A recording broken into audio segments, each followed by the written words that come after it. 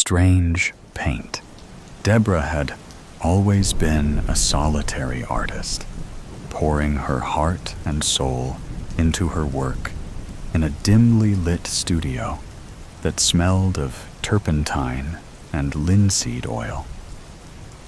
Her latest masterpiece was a vibrant canvas depicting a mystical forest, alive with creatures that seemed to shimmer and dance under the flickering light of a nearby candle.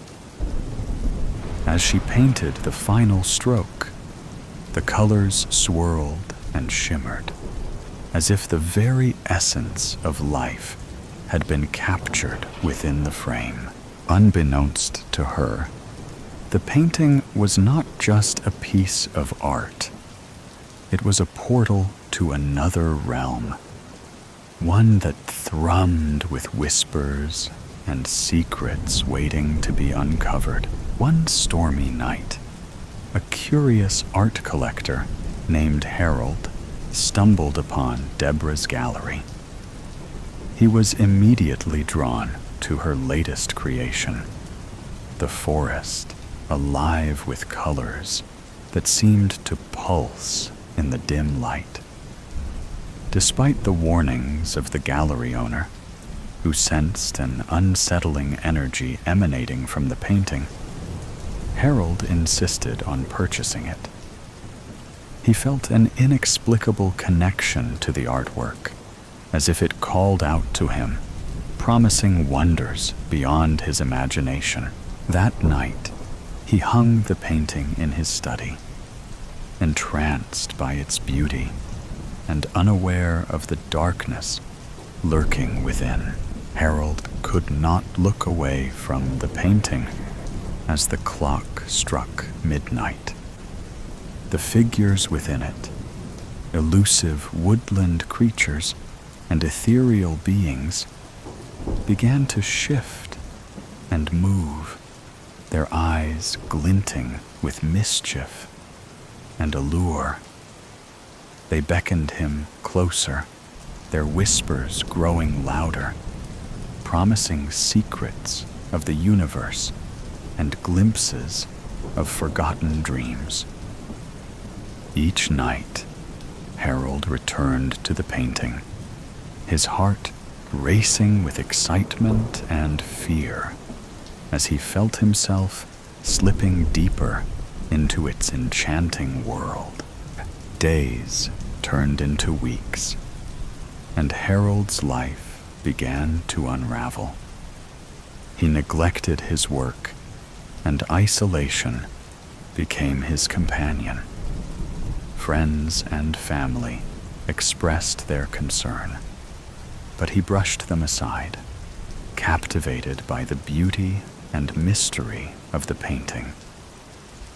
In the quiet hours of the night, he would sit before the canvas, losing track of time as the figures danced and twirled, drawing him into their virulent realm where reality blurred into fantasy.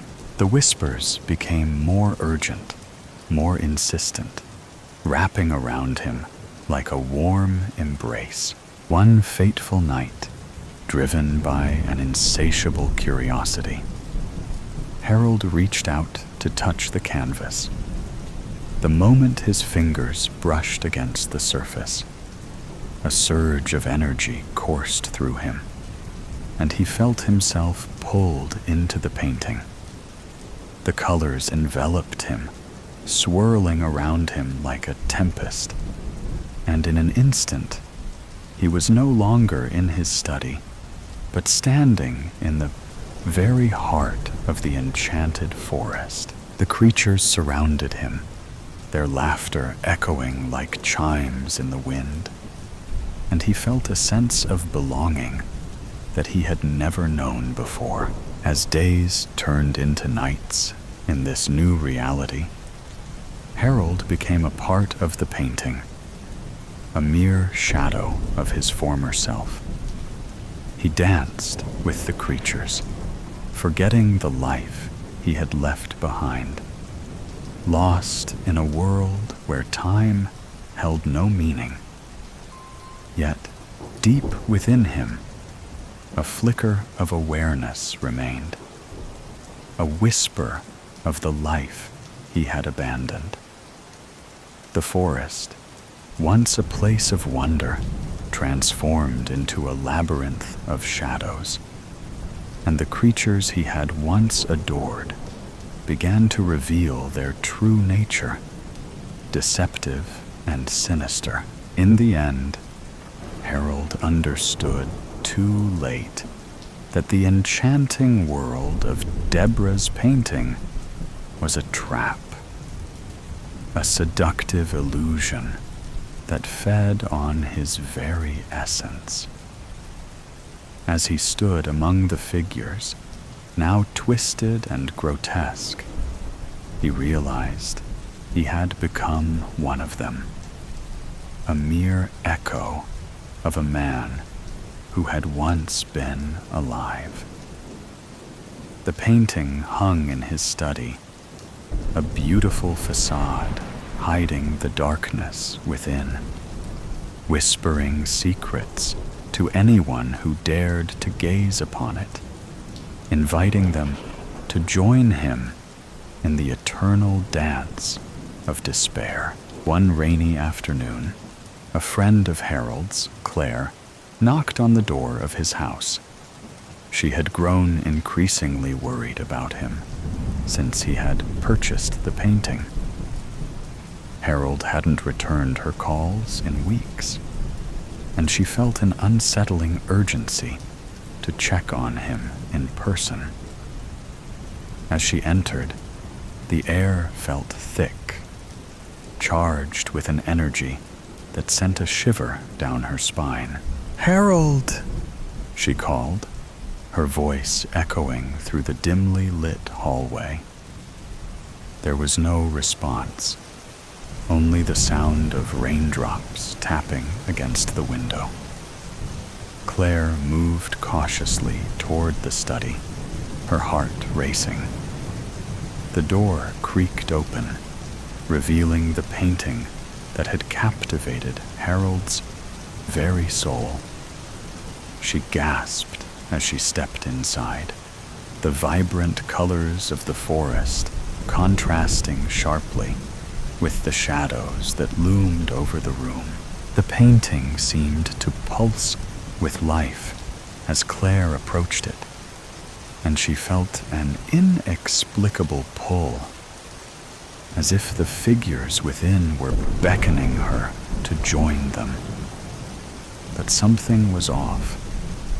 The forest looked darker than she remembered, and the laughter of the creatures now sounded like haunting whispers. "Harold!" she called again, her voice trembling. Suddenly, she noticed a flicker of movement in the corner of her eye. It was Harold, standing eerily still before the painting, his gaze fixed on it as if he were entranced. She rushed to him, placing a hand on his shoulder. "Harold, are you okay? You've been gone for so long. I was worried sick." His head slowly turned to her, but his eyes were vacant, as if he were staring through her rather than at her. "Claire," he murmured, his voice distant. "You have to see. It's beautiful here. You can join me. We can be free." Fear gripped Claire as she looked back at the painting, where the creatures now gazed hungrily at her, their smiles widening. "Harold, this isn't right. You need to come back with me," she pleaded, shaking him gently, but he shook his head, a hint of desperation flickering in his eyes. "You don't understand. This is where I belong now." forest. It holds everything I've ever wanted. You can't leave it. You have to stay. His voice grew softer, almost pleading. You have to join us. Claire's heart raced as she realized the truth. The painting had ensnared Harold, twisting his mind and spirit. And now it was trying to lure her in as well. She took a step back, her instincts screaming at her to escape. No, Harold! You have to fight it. This isn't you. At that moment, the creatures in the painting began to writhe and stretch, their forms becoming more grotesque, their laughter turning into a cacophony of chilling echoes. They reached out with elongated fingers, as if trying to break free from the confines of the canvas. The air grew heavy, thick, with a malevolent energy that made it difficult to breathe. Join us, Claire, they chorused, their voices a twisted melody that tugged at her heart. It's beautiful here. You'll never feel pain again. With a surge of resolve, Claire grabbed Harold's arm and pulled him away from the painting. No, you're stronger than this. Remember who you are, she shouted, her voice breaking through the haze that enveloped him.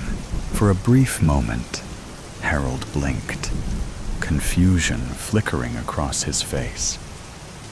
Claire? What's happening? Just breathe, she urged, her grip tightening around his arm. We have to get out of here. The creatures within the painting howled in fury, their vibrant colors darkening as they sensed their prey slipping away. The shadows in the room twisted and churned, threatening to swallow them whole. Claire pulled harder, dragging Harold away from the painting, and as they stumbled backward, the connection between him and the canvas began to fray. With one last desperate attempt, the creatures lunged forward, their claws reaching for Harold. But just as they were about to grasp him, Claire shouted, "No!" and yanked him out of the study, slamming the door shut behind them. They stumbled into the hallway, gasping for breath, the oppressive weight of the painting's energy dissipating. Claire turned to Harold, who was finally coming back to himself, confusion and fear etched on his face. What just happened? He gasped, shaking as if waking from a nightmare. You were lost in that painting, Claire said, her voice trembling. It was trying to take you, to keep you forever. But we escaped. You're safe now. As relief washed over Harold, he looked back at the closed door of his study, where the painting hung silently, its colors muted in the absence of his gaze. I didn't realize. I thought I was free. Claire placed a comforting hand on his shoulder. You were caught in its spell, but you're stronger than it. We need to get rid of that painting before it claims anyone else. With newfound determination, they returned to the study, where the painting seemed to loom larger, its colors still swirling with a hypnotic allure. Together, they hatched a plan to destroy it, to sever the bond it had formed with Harold, and ensure that no one else would fall victim to its seductive trap. As they prepared to confront the darkness within the canvas, they knew that the battle was far from over. The forest might have tried to claim Harold, but together they would fight to reclaim his freedom and banish the malevolent forces that lurked behind the vibrant colors. The whispers from the painting grew louder, but this time they would not be silenced. Before the last light fades, the sky hung heavy with smoke, the distant cries of the oppressed swallowed by the towering buildings of a city once free. A mother and daughter weaved through the shadows, their breath shallow, their hands concealed beneath tattered gloves.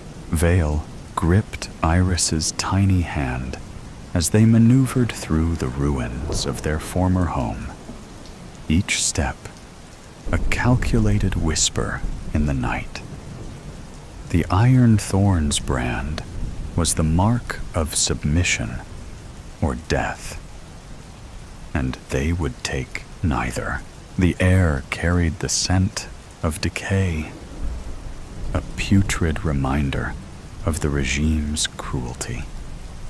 People slithered through the alleyways, gaunt faces avoiding eye contact, knowing that even a glance could spell their doom. The regime's soldiers patrolled the streets like reapers clad in black, their glowing red eyes piercing through the darkness, hunting those who dared remain unmarked. The execution of Vale's husband, Iris's father, still burned in their minds. The smell of charred flesh haunted their nostrils. The crackling flames, the mocking laughter of the soldiers, the silence of the crowd. It all replayed in their nightmares. They had to keep moving, had to survive, had to evade the fate that had claimed him. Tonight was another night of scavenging. A half-crumbled restaurant stood at the corner of a ruined boulevard, its once vibrant walls now covered in soot and graffiti. Vale pulled Iris inside, keeping close to the walls. The scent of rotting food and stale air filled their lungs. The mother worked quickly, rifling through drawers, picking out anything edible, while Iris stood guard near the entrance. A sound. Boots against concrete. Vale stiffened, signaling for Iris to stay silent. Soldiers, their red eyes glowed from the entrance as they fanned into the restaurant, their movements calculated, methodical. They began inspecting hands, searching for those unmarked by the iron thorn. Vale pulled Iris back, creeping toward a darkened hallway. A misplaced step, a brush against cold metal fork clattered to the floor. The sharp clang cut through the silence like a gunshot. Heads turned, red eyes locked onto them. Vale wasted no time. She yanked Iris's wrist and ran, her heart hammering in her chest. They pushed through a door, locking it behind them. A window, their only escape. Go! Vale hoisted Iris up, as the door behind them rattled. The girl scrambled through, dropping onto the cold alley below. The door splintered. Vale lunged through, just as the soldiers burst inside. Shouts erupted, radio static crackling to life. Lights flickered on across the street as people stirred. Gunfire roared. A searing pain tore through Vale's leg as she shoved the door of a rundown building open. She collapsed onto the floor, biting back a scream. Blood pooled beneath her as she dragged herself into the shadows, Iris clutching her arm, tears welling in her terrified eyes. Vale took her daughter's face in her hands. "Listen to me. You have to hide." "No, Mom." "Please, Iris." Vale's voice cracked. "Stay hidden, no matter what happens." With trembling hands, she guided Iris into a closet, barely illuminated by the moonlight streaming through a broken window. Iris clamped her hands over her mouth to stifle her sobs. The boots arrived.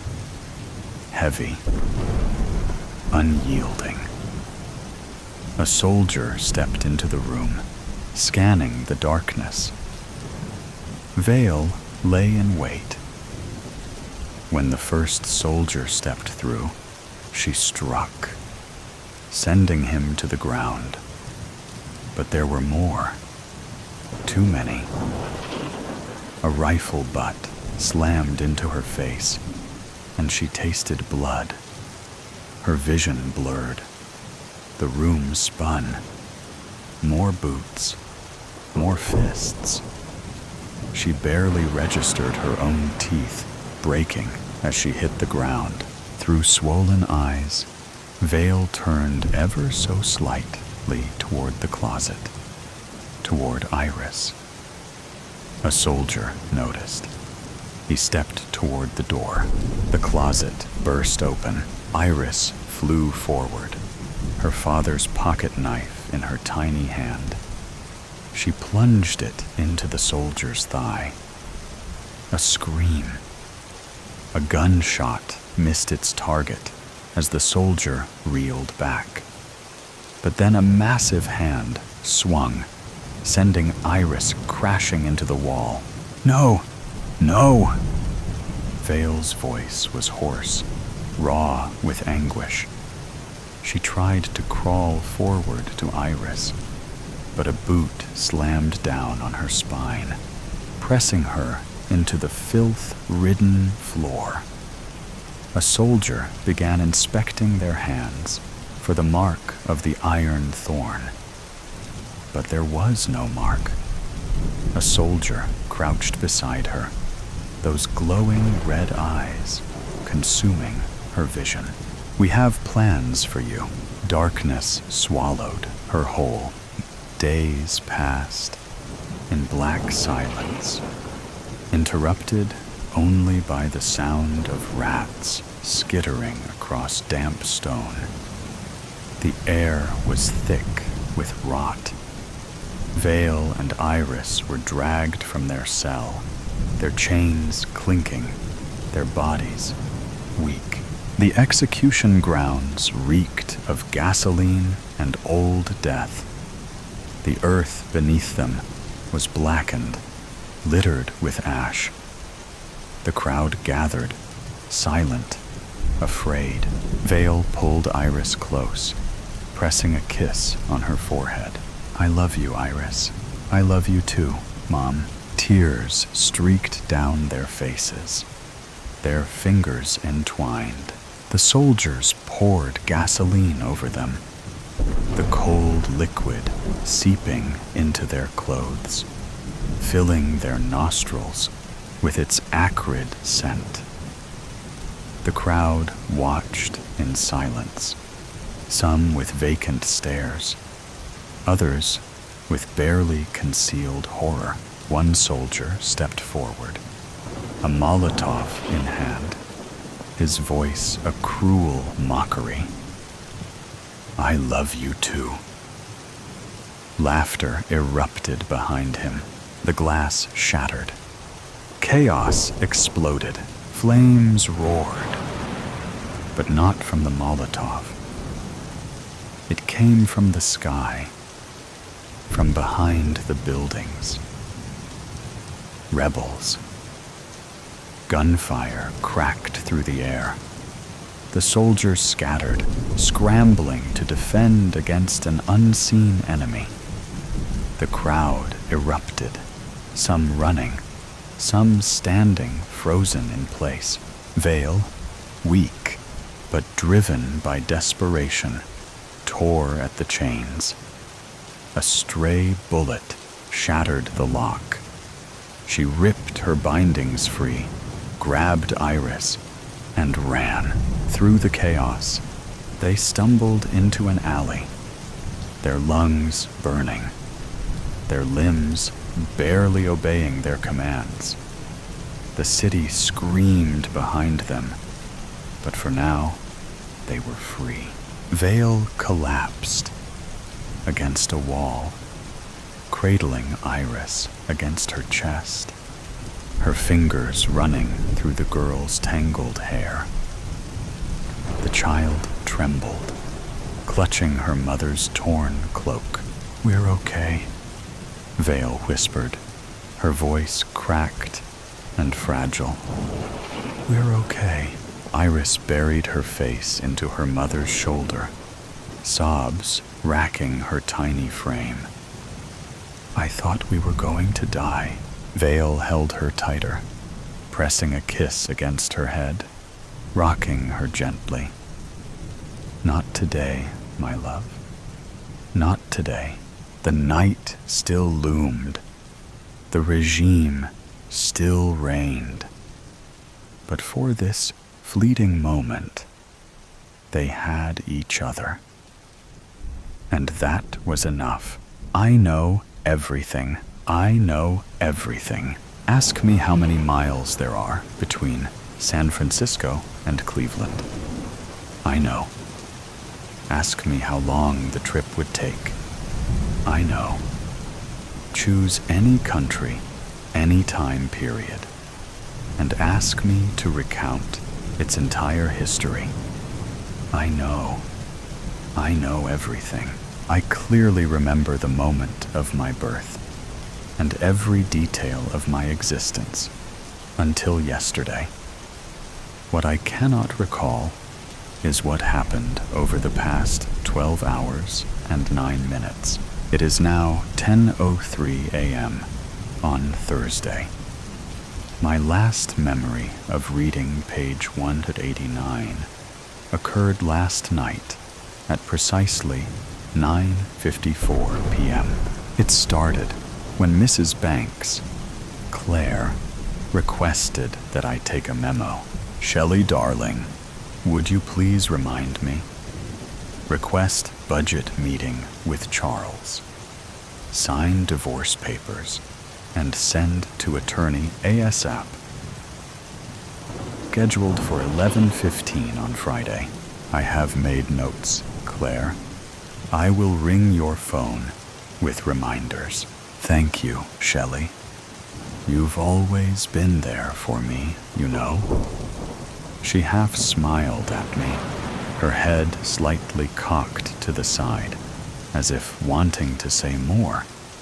She stared exactly 3.2 seconds longer than usual, which I found curious.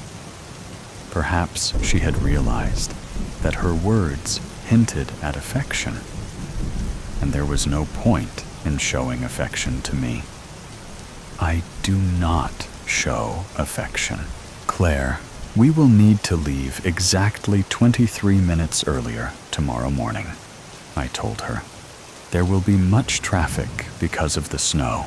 Yes, of course," Claire answered, looking anxiously out of the window her short, blonde locks appearing silvery in the reflection. I have cleaned the snow from around the house.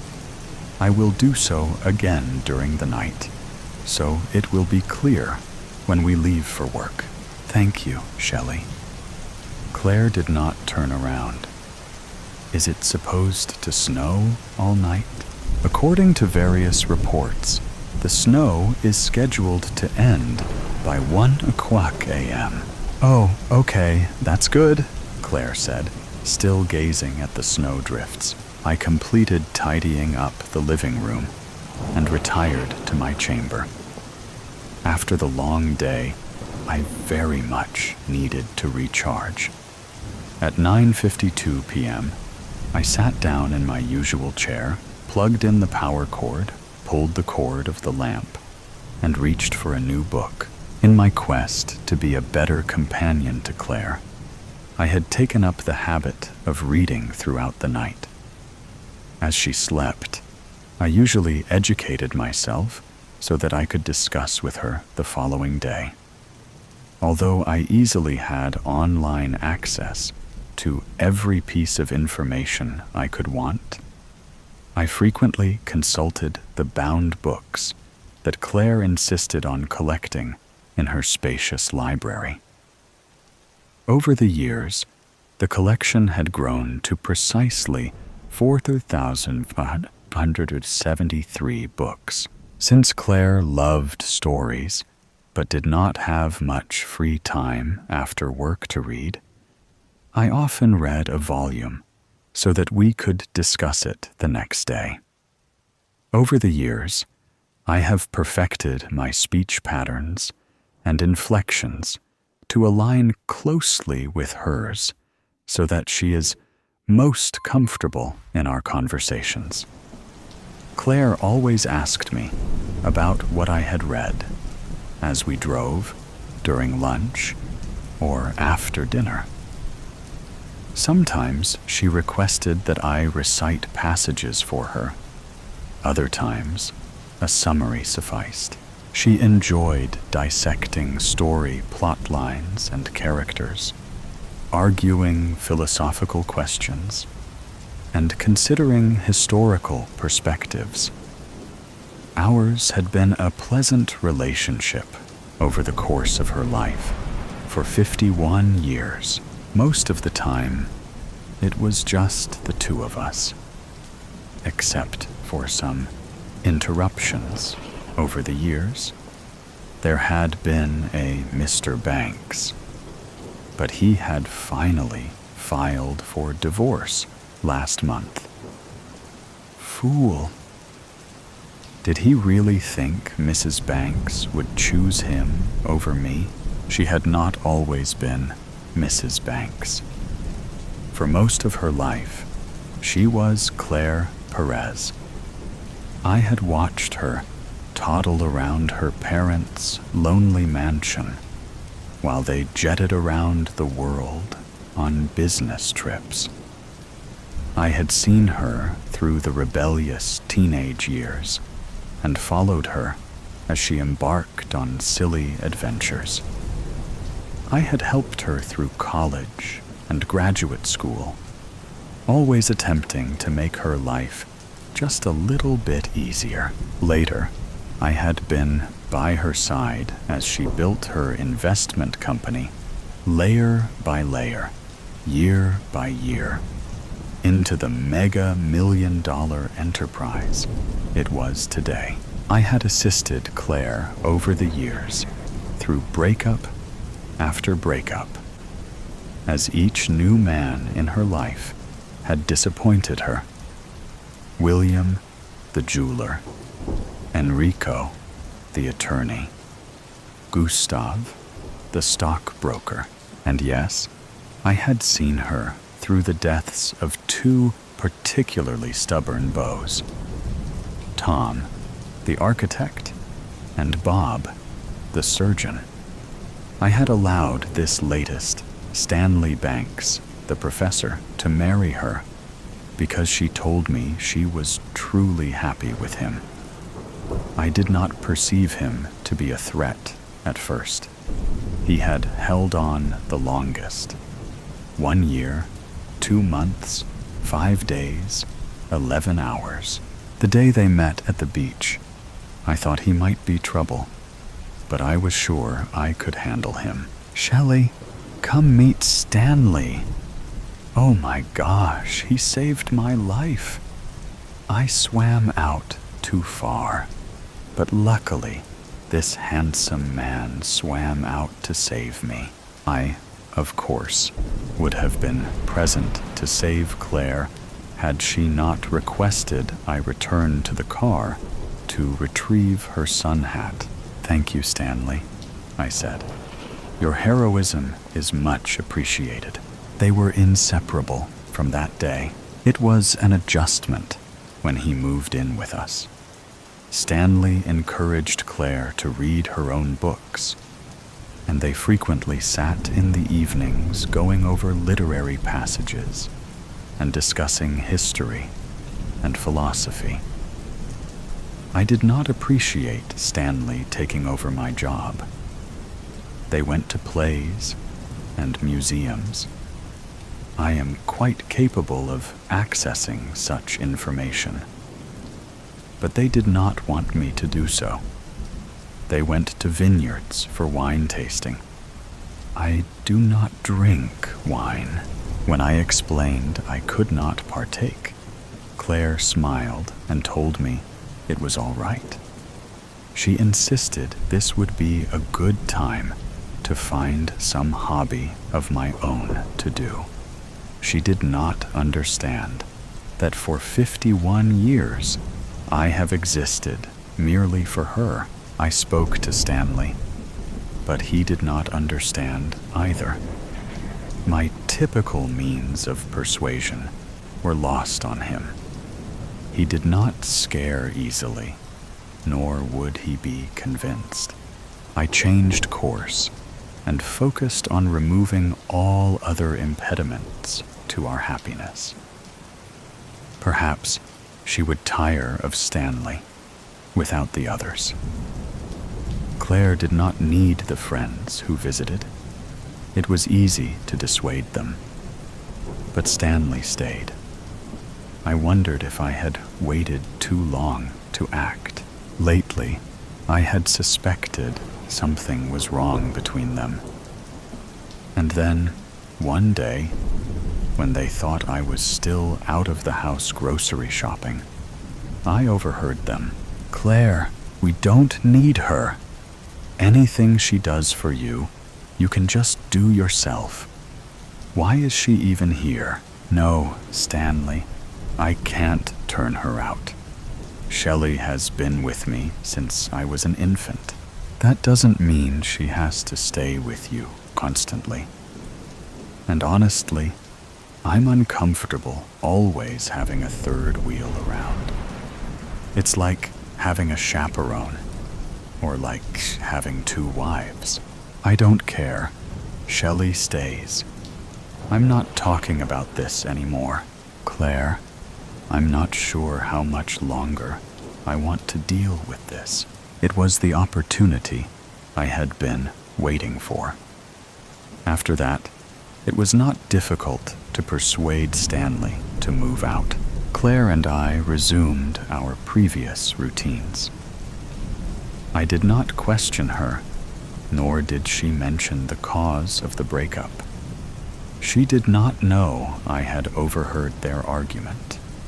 She did not know of many things I had done. In the past, after the others, life had gotten back to normal rather quickly. But Mr. Banks was different. Although Claire had tried to act happy, I sometimes felt that she was not being truthful about her feelings. She often seemed anxious and preoccupied. No matter. She does not need him. She has me.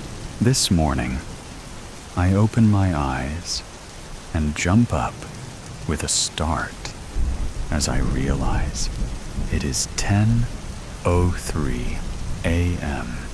on Thursday. Claire was due at work an hour ago. I must wake her and drive her to the office. I stand up and instantly reach for the edge of the table to steady myself. This has never happened to me before. I do not become ill. I know everything. If I sense something is wrong, I diagnose and fix the problem. I do not understand what is happening now.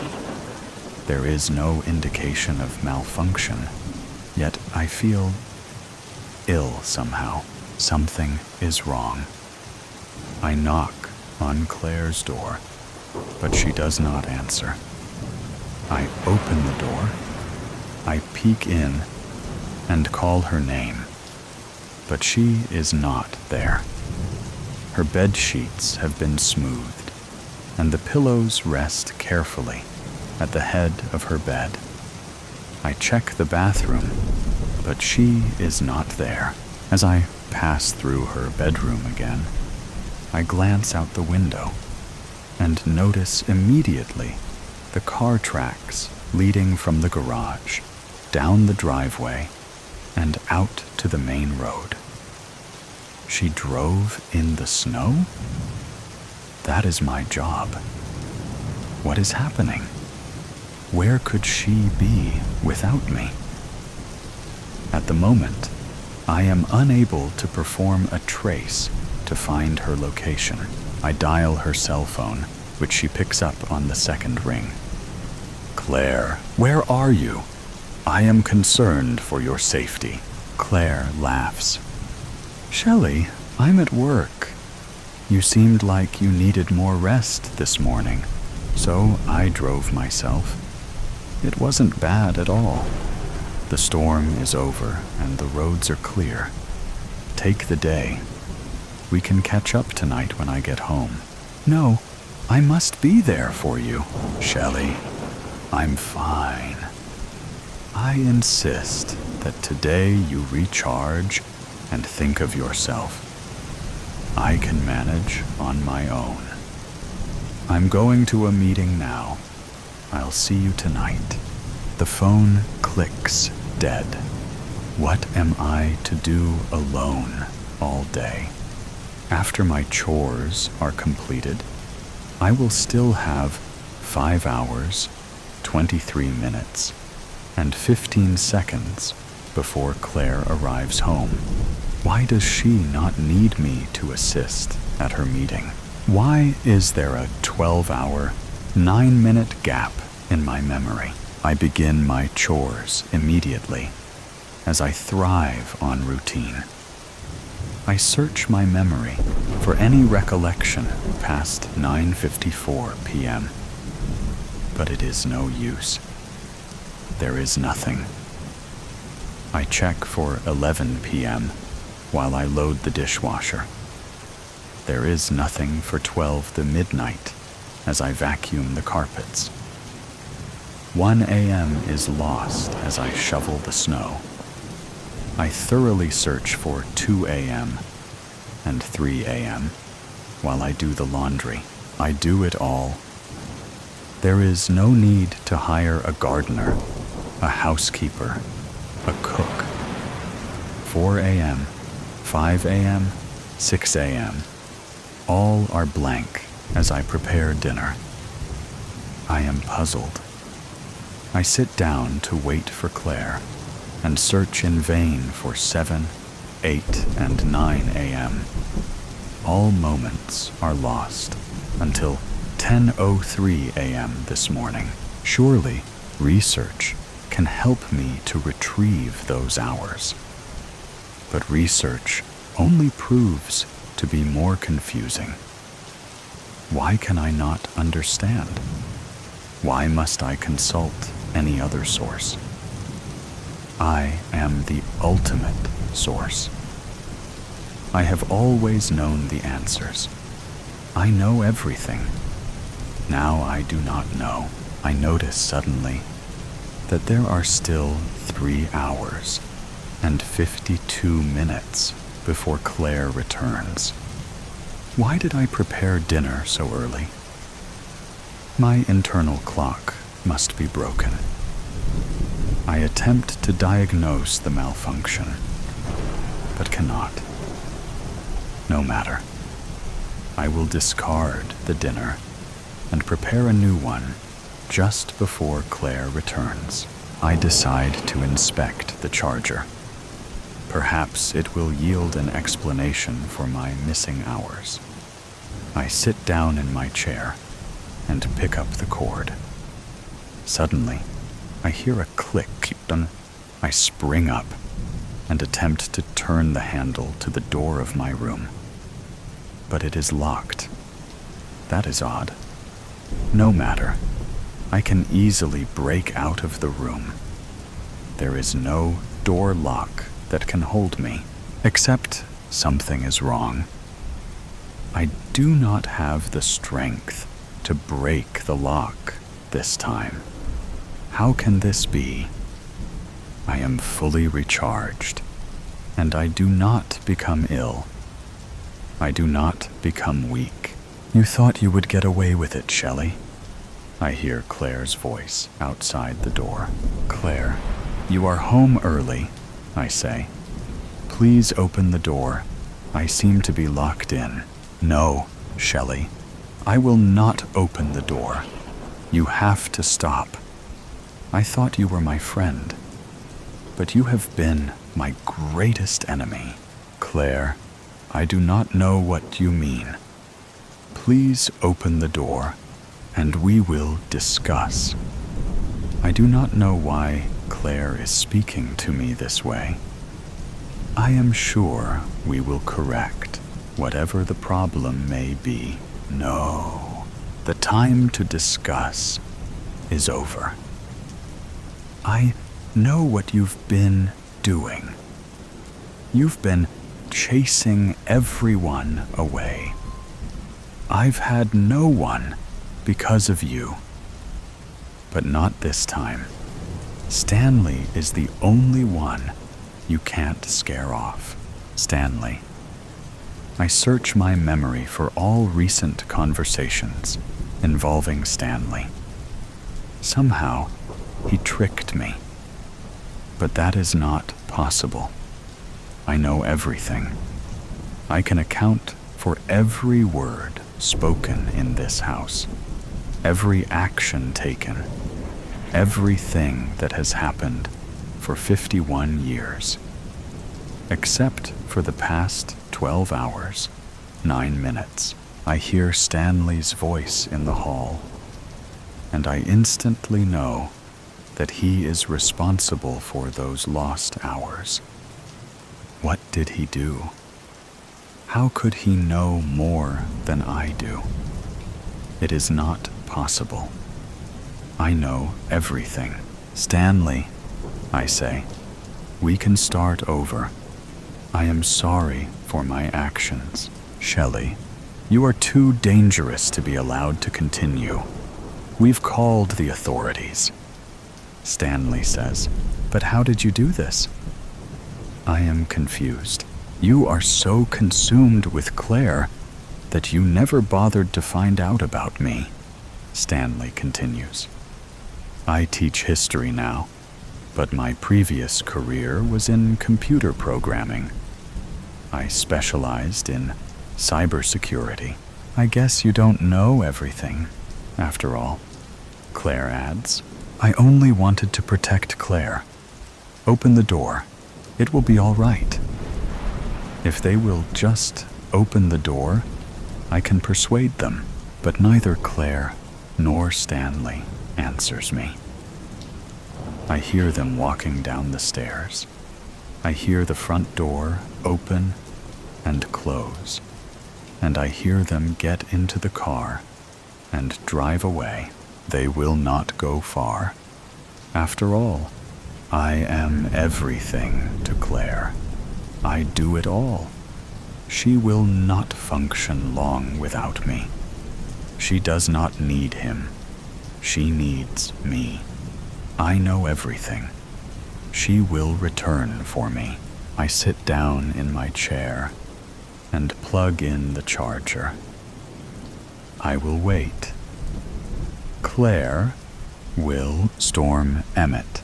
TW Death of Humans and Animals. Storm Emmett, from her elevated position in her fishmonger shop, Kellen could oversee the town, the harbor, and the storm beyond. She pressed Pa's binoculars against the shop's rear window and studied the waves in the English Channel, churning as though they were being stirred within a giant cauldron. Darkened clouds blotted out the sun, giving the impression that it was night rather than the middle of the afternoon. A lone fishing trawler plowed into a gray wave in a desperate attempt to reach the shelter of the harbor. The lights of the vessel flicking in and out of view. Feeling a pang of pity for the crew of the trawler, Kaylin turned her attention to the harbor. The beach was invisible, submerged beneath the waterline. The storm ripped a garish flag, depicting a cartoon sun wearing sunglasses, free from the ice cream kiosk on the seawall, and tossed it into a breaking wave. The few vessels in harbor, with any exposed fabric rippling in the wind, strained at their mooring lines. As the trawler rounded the seawall and entered the limited safety of the harbor, Kaylin glanced over her childhood home. So far, the storm had stripped most of the aerials from their rooftops and had collapsed half a dozen chimneys. But there would be worse to come. She could remember when Port Carrick had been a quaint fishing village, most well known for its natural harbor, and later its Victorian lighthouse. She glanced at the lighthouse, now considered a Grade 2 listed building, as the ship skirted by its base, and wondered what the Victorians and the generations before them would have thought about this storm. Kellen glanced out the shop window and at the cobbled street that wound its way down to the harbor, decided it was unlikely she would receive any customers, and bolted the door. Although she had become nose-blind to the smell of the fish, she had yet to grow used to the countless, lifeless eyes watching her from shelves of ice. She failed to suppress a shiver. A warm shower would raise her spirits and provide an excuse to return to her novel afterwards.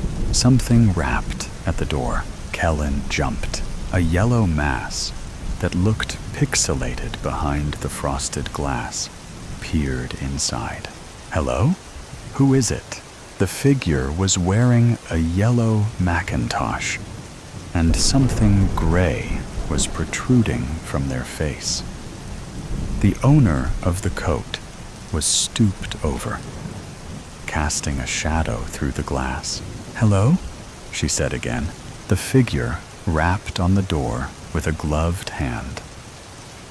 Kellen heard the person speak, but their words were lost to the wind. Their Cornish accent, however, was unmistakable. Ernest, is that you? Kellen unbolted the door. Ernest stumbled inside, his rain-sodden boots leaving puddles on the floor. Christ, you kept me out there for long enough, didn't you? He muttered as he lowered his hood. Kellen spotted rainwater dribbling from the man's beard. Couldn't see who it was, she answered, closing the door. Ernest unzipped his coat, and Kellen saw he had failed to change out of his fishing overalls. They clung to him like a second skin. Were you up on the coastal path? Or was that you coming back into the harbor just now? Kellen asked. Ernest mopped his face and offered her a toothless smile. As he did so, Kellen glimpsed the Ernest she knew. Growing up, the smiling man telling stories on the harbor side. Now his smile seemed forced, almost desperate. We were fishing. It isn't safe. Is it safe to go out in that? Kellen asked, turning the thought, spoken by the voice of her pa, into a question. We've been out in worse, Ernest said. Kellen decided not to question this lie. Can't imagine you caught much in this weather. They were saying on the news that the storm keeps growing over Cornwall. No end in sight, they said. We caught plenty. I've never known us to be so lucky before.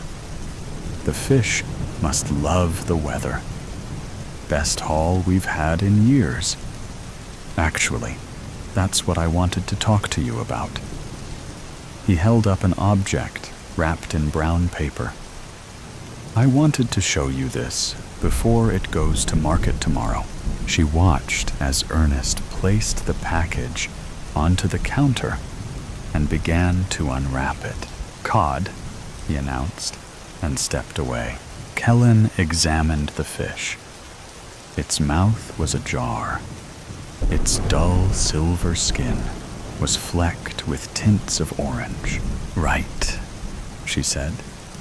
It'll go lovely with chips, I'm sure. What's... It has fangs. What? Look. Ernest stuck his index finger into the fish's mouth and peeled back the lips. 2 teeth, so large, Kalen could have called them tusks, protruded from the fish's lower jaw.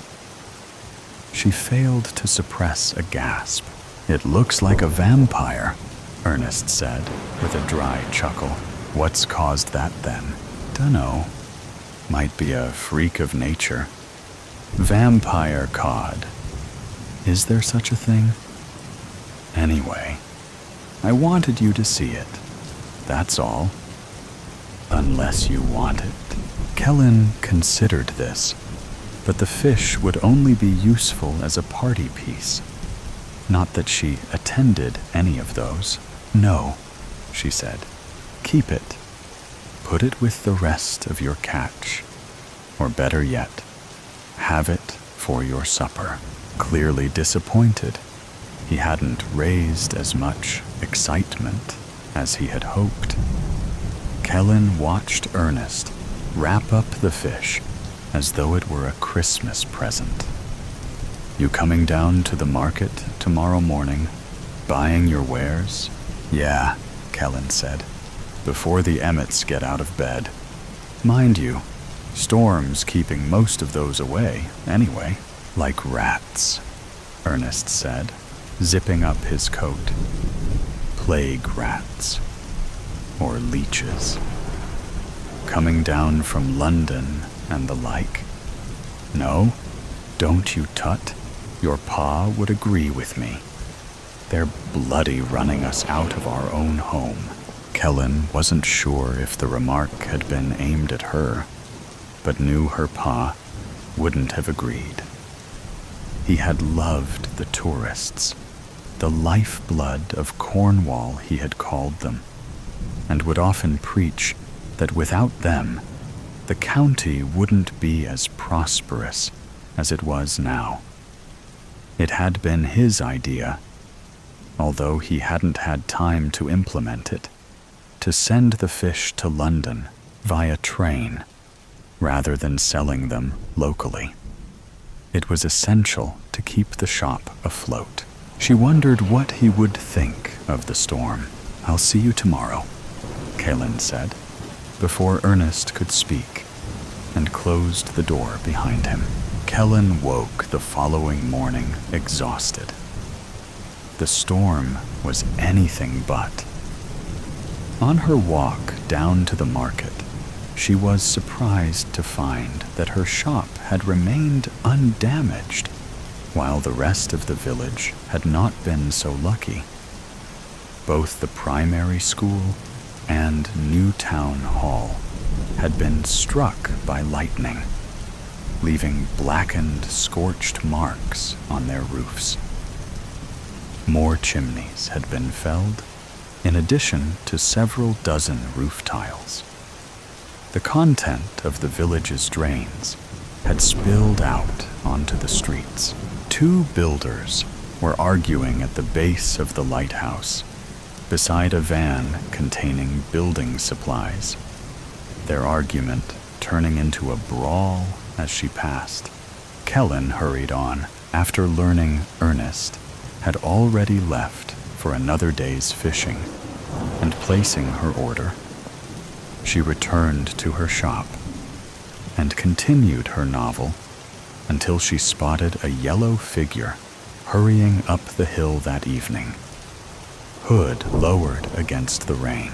"Got another one," Ernest cheered as he entered. Kellen placed her book onto the counter. "Another what? Cod with fangs?" "No, but similar." Ernest opened the brown parcel in his hand and dropped something that looked like congealed jelly onto the counter with a splat. Kellen snatched up her novel. "Is that a squid?" she asked, studying the array of tentacles. "An octopus," Ernest beamed. Kellen stared at the dead creature. Its bulbous head swayed from side to side like a king cobra. Tentacles lay out in every direction across the counter, which was now covered in a layer of salt water and ink. Kellen poked at one of the lifeless suckers. "It's wrong," her pa's voice said. "Unnatural. You don't get octopuses off Cornwall," she said. "You do sometimes. Very rare, though, and never this big. But look, it has an extra arm." "What?" Kalen counted. "Oh my God, a 9-armed octopus," she muttered. "I've never seen the like." "Wrong," her pa's voice said again, filled with a sudden sense of revulsion. Kellen took a step away from the counter. "It's that storm," Ernest said. "It's brought all sorts in. We're making a killing out there." As he spoke, Kalen heard a distant crash and felt the ground tremble. She suspected that a tree had blown over on the coastal path. "Did you hear that?" But Ernest hadn't seemed to have noticed. "I might donate it to the RNLI station, see if they want it on display. Or the new town hall, maybe? If there's anything of it left standing after the storm. I saw the bloody mayor having a right go at some of the repairmen just now. Proper waving and shouting, he was.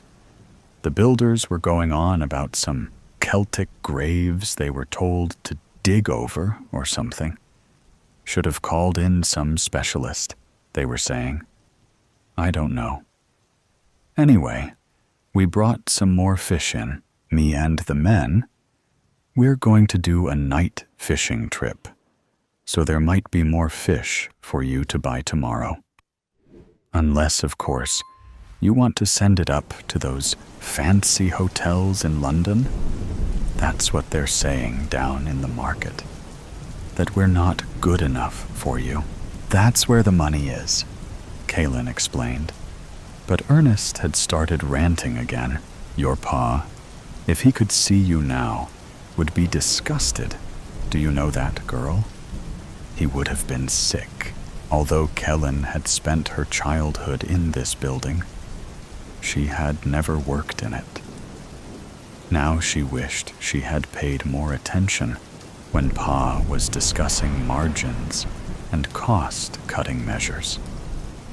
He died. she had returned from London, discovered she had inherited the shop, and felt the weight of his legacy land across her shoulders. "It was his idea," Kaelin began. "A traitor against your own home, running up to London." "Listen, Ernest, I don't want your octo." Ernest snatched up the dead creature, bundled it back into the parcel, and fled the shop. Kaelin, wondering if storms could affect human behavior in the same way it could affect animals, bolted the door behind him. Just in case, when Kaelin opened the shop the next morning, she saw that the cobble street outside had been transformed into a miniature river. A brown torrent of water washed its way down the coastal path, round the street, and disappeared towards the harbor. Hurrying up the flooded street, waving his arms, was Ernest. Swearing, Kaelin snatched up her coat and left the shelter of her shop. "What are you doing?" she shouted, as Ernest continued to stagger towards her, his arms spinning to maintain his balance. She felt the rain penetrate her shirt and shivered as droplets ran down her spine. "If you fall, you'll be washed away." "Beach," Ernest answered, pointing down to the harbor. "What?" Ernest's mouth moved, but only half the sentence reached her. "Washed up on the beach." The wind stole his words, and the hammer of the raindrops was so loud that the sound created reminded Kaelin of white noise. "What is? What's on the beach?" Kaelin thought she heard the word whale in his reply, but couldn't be sure. "What's on the beach?" she asked again, bellowing over the wind. "Everything. Fish, crabs, debris, the lot. The tide has brought tons of stuff. Everyone's helping themselves." Kaelin peered down at the harbor, through the sheet of rain. The occupants of the village were sprinting, some wading, through the flooded streets and towards the coastline. Ernest offered out his hand.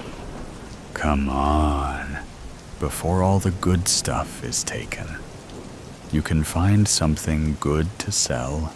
Help your pa's sinking shop. Don't go to the beach." "No." "Ernest, wait. Stop." Kaelin watched a flicker of irritation pass over his face. "What? I don't think this is a good idea." "Why not? It's free. The bounty of the sea. Ain't no law against it." Kaelin shook her head and took a step back towards the shop. "Pa said we should always respect the sea," she said, but knew, as soon as the words left her lips, that it was a feeble defense. "You ain't got no spine," Ernest spat. "Your pa would recognize opportunity when it came. If he were still here, that shop would be doing fine, wouldn't it?" He turned and staggered his way back towards the harbor. Kaelin stumbled through the water and to the shelter of her shop. Snatching up pa's binoculars, she scanned the beach. The lighthouse light washed over the sands, illuminating the scrap metal and shards of wreckage. Kaelin wondered if they had come from a shipwreck, but then noticed that some of the debris was moving.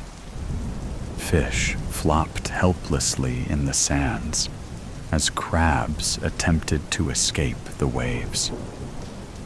Maybe it has been a fishing trawler. It hadn't been Ernest's ship.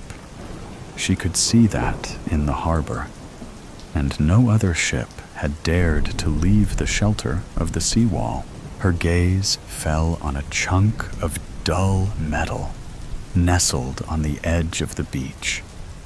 She shrieked when the metal rolled over and opened its mouth. She couldn't hear the animal's screams, but she could imagine them. The whale calf slapped its tail against the rocks, but remained ignored by the villagers as they searched for salvage. Kellen waited. The clouds were as black as tar, and the sea the same color to match. After an hour, she decided that a giant wave would not appear to wash the villagers away.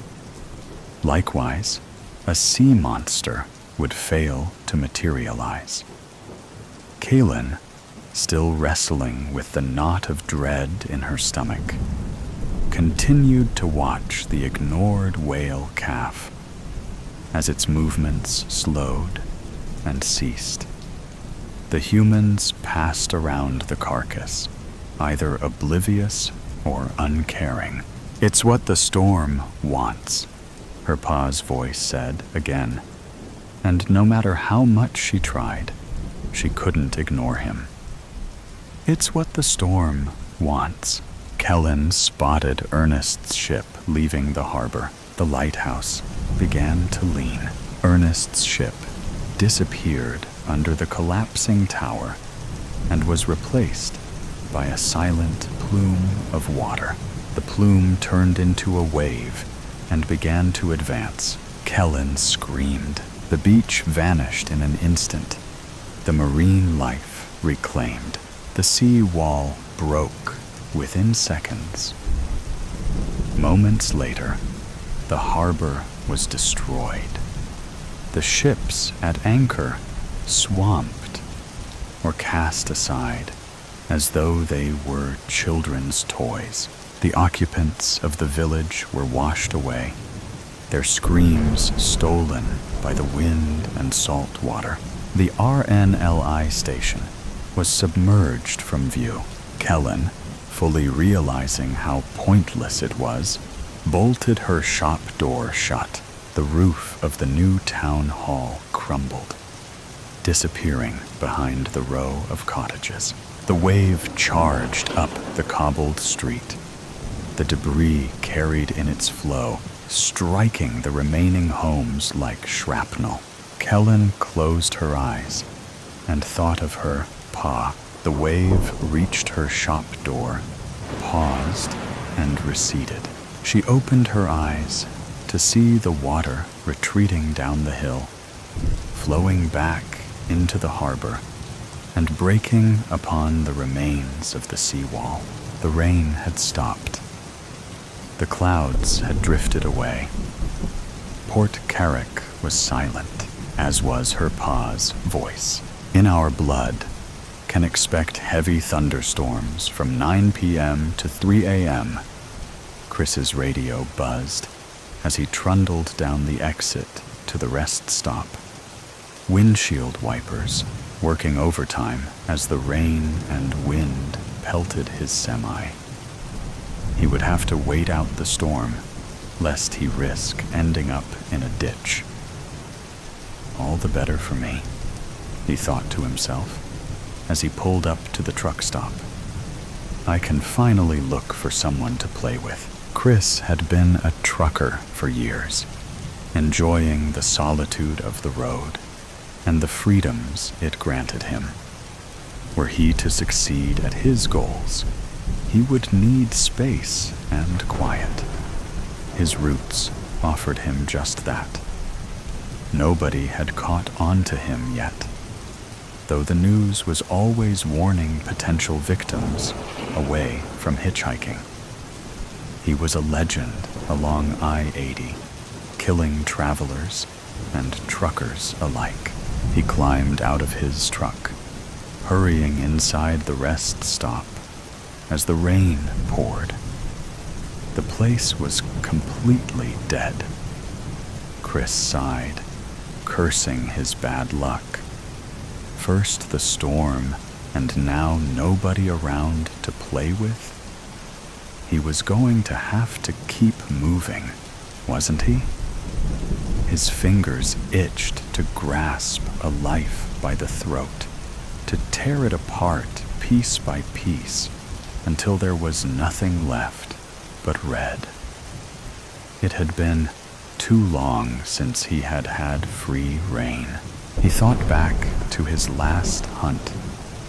He had snuffed out a college kid whose car had broken down on the side of the road. Some freckle-faced loser whose name he didn't even remember. That kid had put up a good fight, but he was no match for Chris. None of them were. He grinned to himself. He would find someone to play with soon enough. The sound of the rest stop doors banging open startled him, and he turned to find two sopping wet figures shaking themselves dry in the entryway. They looked young and weak, Chris noted, with a wolfish grin. Perfect. What are you boys doing out here all alone? Chris called out, watching his prey with barely concealed bloodlust. The young men eyed him warily. One of them stepped forward, standing between Chris and his friend. It's not safe out there in the rain. Our car broke down, the young man said quietly, voice meek and small. We need a ride. Can you help us, mister? Chris couldn't believe his luck. Where are you two headed? Chicago. Chris grinned, extending a weathered hand for the boy to take. We'll head out when the rain has let up a bit then, he said, introducing himself. My name is Chris. What do I call you two? I'm Matthew, the boy who shook his hand said. And I'm Sam, the other said warily. They were perfect for Chris in every way, soft and unassuming. Well, Matthew, Sam, do you two need something to eat? I can get you something at the vending machines. No thanks. Matthew shook his head. He would be a difficult one, wouldn't he? We're okay. The trio sat in awkward silence for about a half an hour, waiting for the rain to let up. Chris fidgeted where he sat, watching the two young men, impatient. He supposed he didn't have to wait for the rain to let up completely. Wanna head out? He asked, standing. I don't think waiting around here is gonna do us much good. The rain is supposed to continue almost all night. All fine by me, Matthew sighed, helping Sam to his feet. After you, mister. Chris led them through the pouring rain and towards his truck, helping them up into the cabin.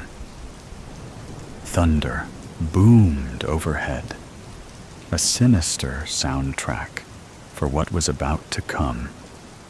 Chris got Matthew and Sam situated and then pulled out of the rest stop, heart soaring with anticipation. So what's in Chicago? Chris asked, looking over at Matthew. Family? Friends? A new start, Matthew said quietly, expression tense. I don't want to talk about it. Perfect, Chris thought. They're runaways. Fair enough. I won't make you talk if you don't want to. Where are you headed? Sam asked. The first thing he had said the entire time he was in Chris's truck. Are you going to Chicago too? Nah, Chris dismissed. I'm headed for the East Coast. Raleigh. Not anymore, Chris gasped, as Matthew reached across the center console, wrestling the steering wheel out of his grip. and sending them veering off the road. Chris swore as his trailer swung off of the road, rending metal screeching as sheets of rain cascaded down upon them. What the hell was this kid's problem? Rage built in Chris's chest as the semi came to a shuddering halt, firmly lodged in the drainage ditch. "You're ours now," Matthew hissed as he stuck Chris in the neck with something sharp and stinging. He could feel the fight leave his body as Matthew and Sam dragged him out of the truck and into the ditch. What were these kids?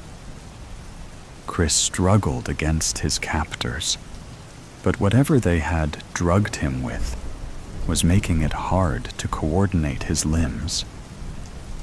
He was so tired. "Sammy," Matthew hummed as he brushed Chris's rain-matted hair off of his forehead. "He can be yours. Happy birthday." Sam grinned wildly, the flicker of light against a blade catching Chris's eye as he lay paralyzed in the mud and grass. These kids were like him, he realized. He had fallen victim to his own game. He coughed weakly as Sam's knife ghosted across his skin, stinging icy cold. He was completely at the mercy of those he was sure would have been his victims. "You thought you could kill us," Matthew mused, gaze cold and calculating.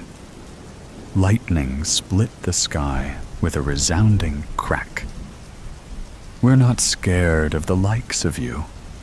Now, we get to have our fun."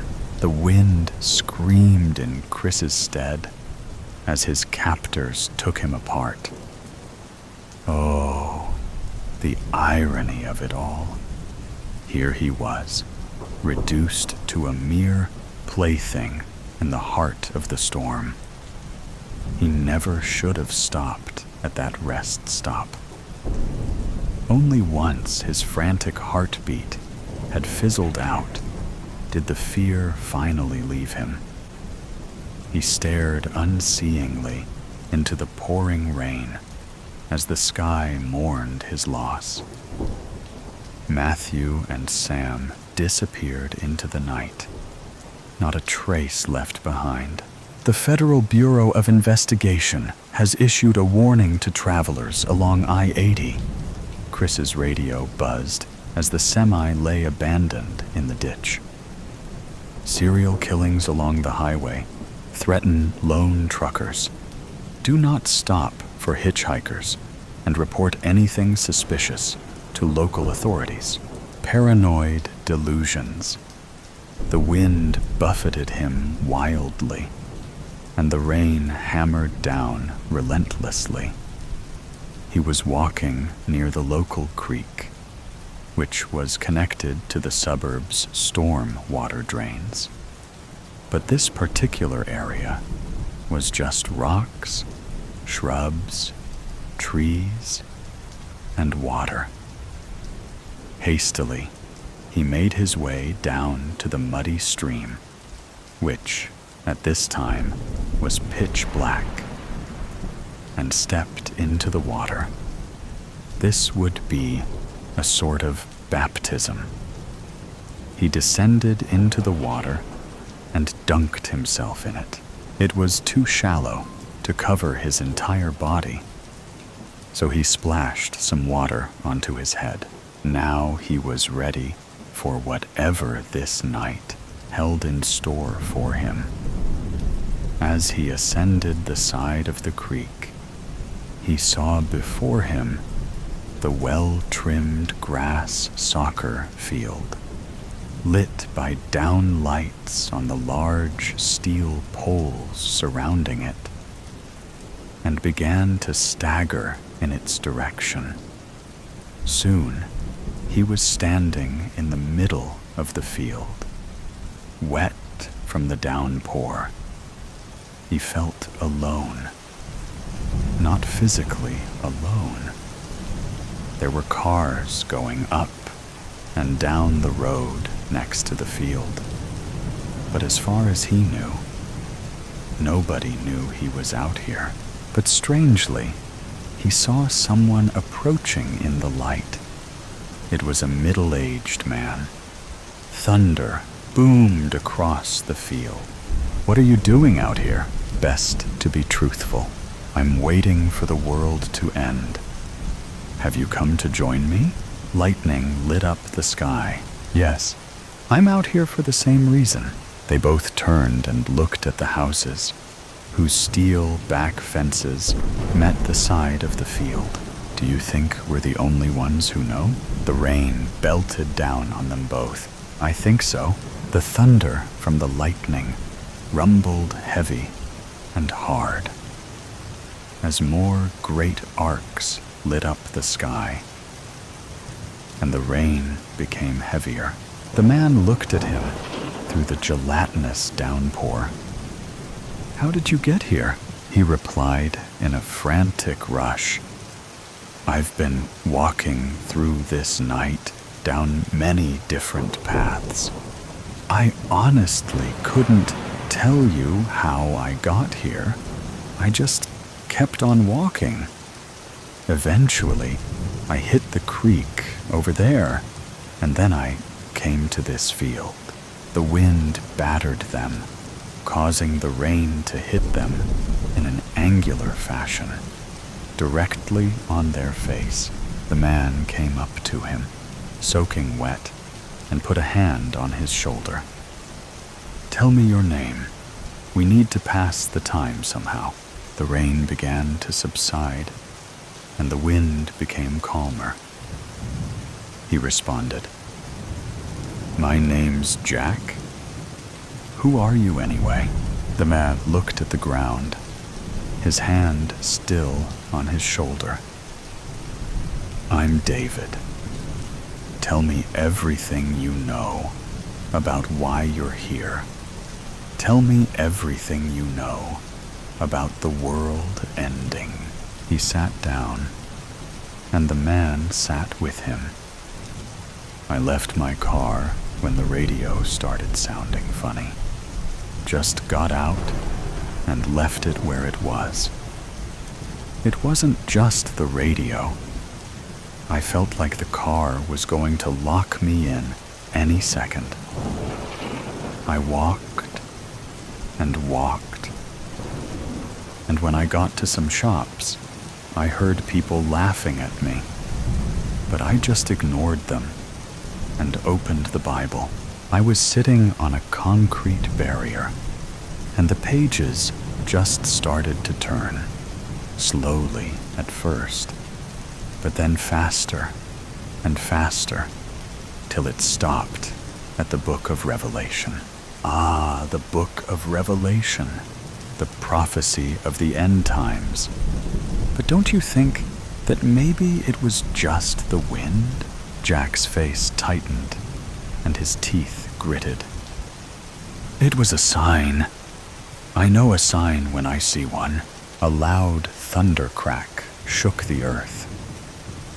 He began to pace back and forth, and then turned to face David, his voice trembling despite his efforts, words spilling out too fast, fingers twitching against the damp grass.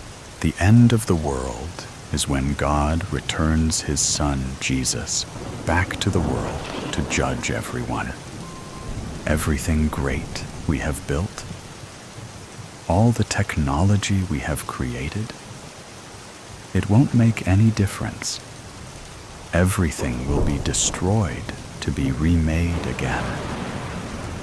All the wicked will be sent to hell, while those who believe will be given new bodies and will live forever with God, Jesus, in their midst." "I see," said David. I'm not going to debate your beliefs with you. I respect your choice. But tell me, what made you think it's happening right now? He began to pace again. It started as a feeling. I was feeling so amped up. And then I saw the pages turn on my Bible. And then this crazy storm started happening. And I've had this horrible feeling, like 1,000 people are watching me at once. If I close my eyes, I can almost see them looking at me. And then, when I was in my car, I heard people singing my name. I don't know why they were doing that. Maybe they want me to think I'm special. So I'll think I am the Messiah, but I'd be a false Messiah, so I can't let them control me, David replied softly. I can see there is a lot going on for you. Let's break this down.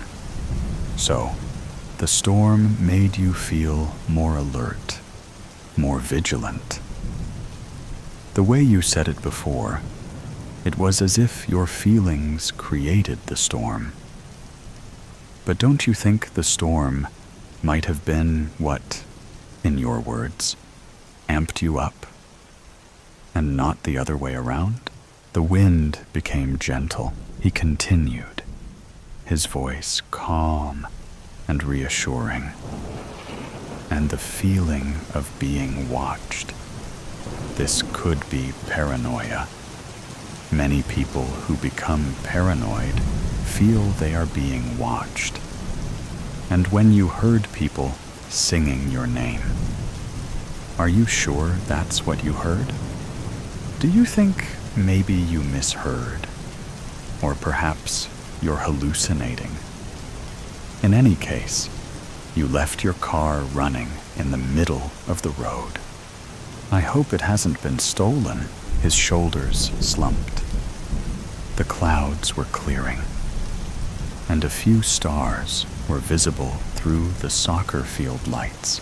Everything you're saying could be true, but if I can't trust my own feelings, how can I know anything?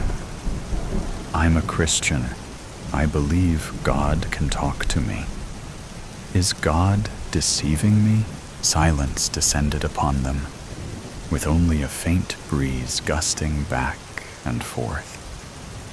David smiled. Listen, I respect your beliefs, and I'm sure that there is something in those beliefs that allows for God to communicate with you in certain ways. But let me tell you something. He opened his wallet and pulled out a card. I am not actually here for the end of the world. I'm here to find you. I'm a psychologist in the public mental health care system. Your parents have reported you missing. And I'm here because your phone allowed us to track you. That might sound like a breach of privacy, but believe me, it's in your own interest. Right now, I believe you are mentally unwell, and I want to help you. Look at the both of us out here, soaked from head to toe.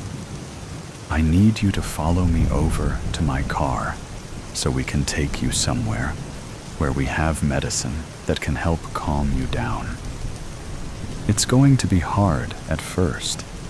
The medication isn't perfect, but if you keep taking it, you will get used to the side effects. And then things like this won't happen again. Hopefully.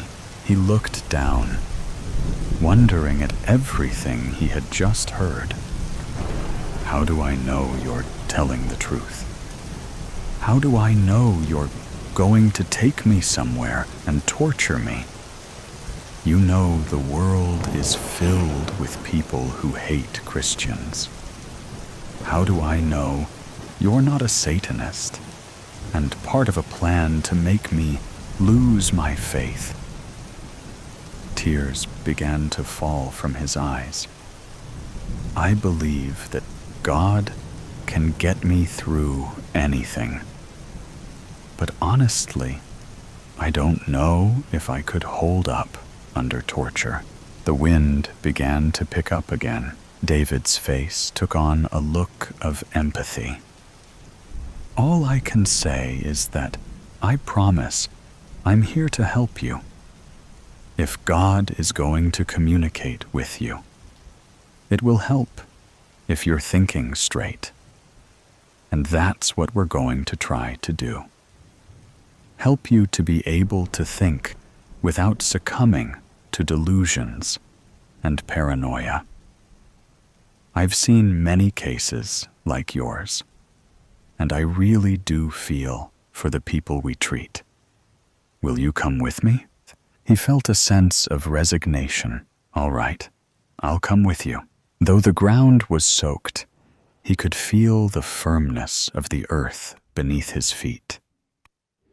The two of them walked off the field. The air was now completely still, and crickets could be heard chirping in the night air. Warm tea, but odd aftertaste. The overgrown azaleas, camellias, and kudzu-covered trees engulf my grandmother's old country house with its petite porch and large windows. Perfume from the spring garden swirls around in the late morning air. After knocking on the door, my Aunt Arlene opens it slowly, and the smell of fresh cinnamon rolls escapes from the faint teal door. By the looks of the house, Arlene has not kept up appearances, nor simple maintenance. The paint's peeling, boards broken on porch, and even shingles missing from the roof are major issues I calculate in my first 5 minutes here. My aunt inherits the house after Nan, my grandmother, who died under questionable circumstances. Come in, my sweet boy, Aunt Arlene says as she waves me in. I'm so glad you came. I haven't seen my Aunt Arlene since my father's service. She hardly spoke to anyone there, and her reasoning is it's her only bother, and losing him meant she is all alone now, even though I'm still here. It causes her such great pain she didn't even come to the reading of his will. For Christ's sakes, it was just me, for my mother passed away from breast cancer 3 years ago, and my grandparents died about 15 years ago. So I am the only other family she has. She shuffles across the vestibule towards the front sitting room. The morning sun bakes the overly stuffed room. Please have a seat, my dear.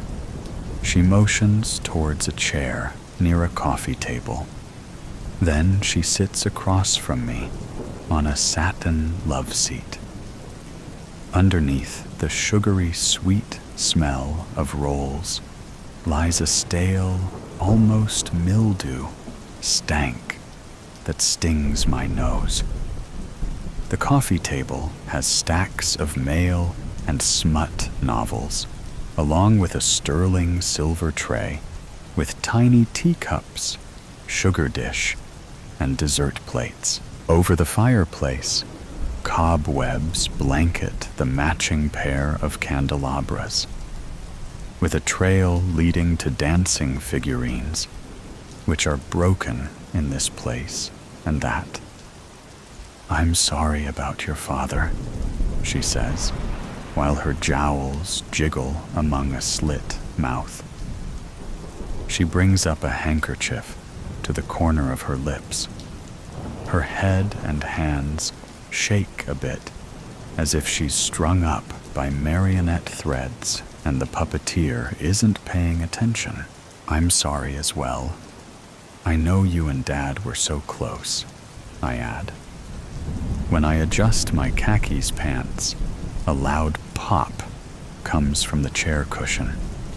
So I gently lean back with my hands on my knees to avoid moving again, just waiting for the chair to cave in.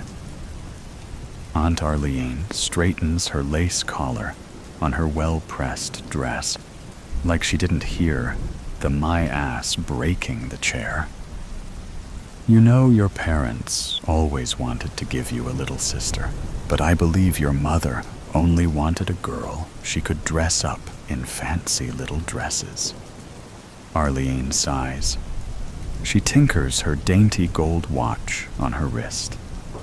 It's so small, I doubt she could even read it. This place seems to have paused the minute my grandpap died. Even the grandfather clock in the corner, which keeps eternal hands at 10 and 2. I don't know how old my aunt is, but when I was little, I would pretend that she was like 110. She carries herself all hunched over, with gnarled hands that look like they don't even open anymore. The hair she keeps in perfect curls tight to her head, with the typical old lady hat adorning the top with the matching gloves. She is defiantly older than my father, by 20 years at least, because the endless griping over his birth. Aunt Arlene would have been an only child if it wasn't for him. Then, being a boy, my grandparents adore him and spoiled him to no end. When they became adults, he was given the family cattle ranch along with the larger homestead. But as I said before, they didn't completely write out Arlene. I just don't think they trusted her to manage the business. Her anger got the better of her one time, and she threatened my dad that she would get her share by any means. So how are things going? Good, I guess. I'm not sure I'm quite ready to take over the ranch, though, I said. Well, I can understand that. You're still so immature to have such a large responsibility over so many people and money, she says with tight lips. My eyes about popped out of my head, and how can she sit there staring at me as if that's not an insult? You know that I've graduated with a master's in agricultural sciences with a BS in business. And not only that, I've worked for Dad since I could walk. I've spent the last 3 years working on networking and research to increase production. I can feel my face boiling red, for Aunt Arlene knows all of this. She constantly interferes with my dad's decisions to include me in any of the family business. She clears her throat. It's one thing to wrangle calves down in front of a crowd to impress young farm girls. It's another to manage $1 million cattle ranch with trucks and employees. I'm still not sure why your father didn't place me on the executive committee. I mean, at least until you're old enough to make managerial decisions. The ranch hands don't even trust you yet. And some bits of paper isn't going to get you respect in this field. She claps her mouth shut. My chest tightens, and I feel like my head is about to explode all over this ugly antique rug. Deep breaths. Take deep breaths. I run my hands down my face and squeeze my eyes shut. My Aunt Arlene has always been like this, though. She believes we didn't run the ranch how Grandpap wanted, and he would be disappointed in my dad. I just want to tell her, then why the hell didn't he give you the ranch instead? The grudge she holds against my dad seems to have gone to the grave, which is a damn shame. Well, Arlene, my dad has already proven. Ringing came from the kitchen. She promptly stood up. I've baked us some goodies, my dear boy. She gave me the oddest smile. She locks her heavily wrinkled eyes to mine, which appear to be shiny, then smiles with every single tooth. Her stare sets into my soul, but breaks when a whistle from a kettle starts. As she turns to walk toward the door, she twirls on her toes, as if she is floating across the maple floor, and disappears. I hear clanking of china and spoons coming from the dark hallway. Then oven door opens and closes. Why don't you help me for a second? She bellows. As I get up from the chair, the spring bounces back into place with a crack. I shake my head. I'm not sure why I came.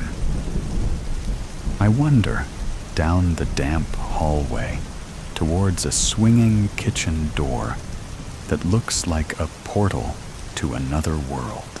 Here, she hands me a small carafe. Could you please add some milk to this? She plates the pan of hot rolls onto a floral china platter. Can you carry the milk and teapot for me? There's too much to juggle here. She turns and vanishes from the kitchen. I try to follow her, but my knuckles are burning just a bit from the side of hot teapot. So by the time I make it back to the sitting room, she is ready to hand me a place with a cinnamon roll on it. How do you like your tea? She asks. But before I can say, she starts humming Old Rugged Cross. I decide to change seats, for I am certain that the chair is on the edge of collapse. I like a little sugar. No milk, I answer, while dropping into the love seat.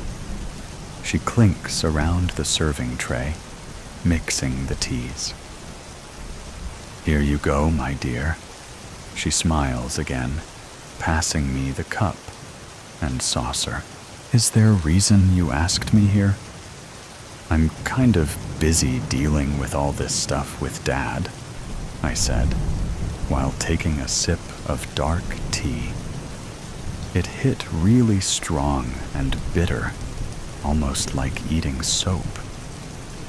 I couldn't help but to screw up my face and swallow hard. Well then, down the hatch, I held my breath and suck the rest of the cup. I didn't think you could screw up tea, but there's always a first. So here's to the cinnamon rolls for being better. I hold it up as if I'm toasting my dad. The first bite proves it to be edible. Oh, no real reason. I just wanted to see my only nephew, Arlene answers with a blow and sip of tea. She takes a deep breath of tea in and continues to sip her tea. To my understanding, it's just the two of us now, no other relatives. she says. Is there a young lady in the picture? No, I say. Cough. Another bite. I put the teacup on the table. I'm not seeing anyone right now. You need more tea, she says. But before I could answer no, she snatches the cup and fills it with more and adds more sugar. Here I added more sugar to it. She hands the cup back, and I take a sip. Nope, just as bitter as before. Another cough. I made a new flavor of tea. It's a bit darker than my usual, but I didn't think it was that strong. Want me to add some milk? She reaches out for my cup again. I wave my hand to decline and chug the remaining. Cough. A pain in my stomach slams into my ribs, and the cinnamon roll tries to run up my throat. I'm not feeling too. But before I could get the words out, the world blurs, and my head feels like it's full of lead, and I feel my body slide down the love seat to the floor. Well, my darling nephew, I've grown tired of you and your father taking from me, and now I'm finally getting what is rightfully mine. I hope you enjoy your last meal. I really do think the oleander tea tastes better with some milk. Aunt Arlene's large smile fades to black, a bitter choice. The first thing he could recognize was an old, musty, wet scent. He's groggy, his mouth is dry, and his head hurts, but he feels warmth on his face. With that, he hears a crackling fire. Attempting to lift his hand to his face, he realizes his hands are tied.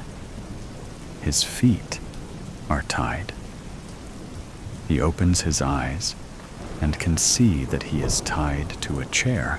His eyes get used to the fire's dim light, and he is seated in an old, dusty room with wooden beams at a small round table with a teapot and teacup in the middle. He smells the scent of steeping tea.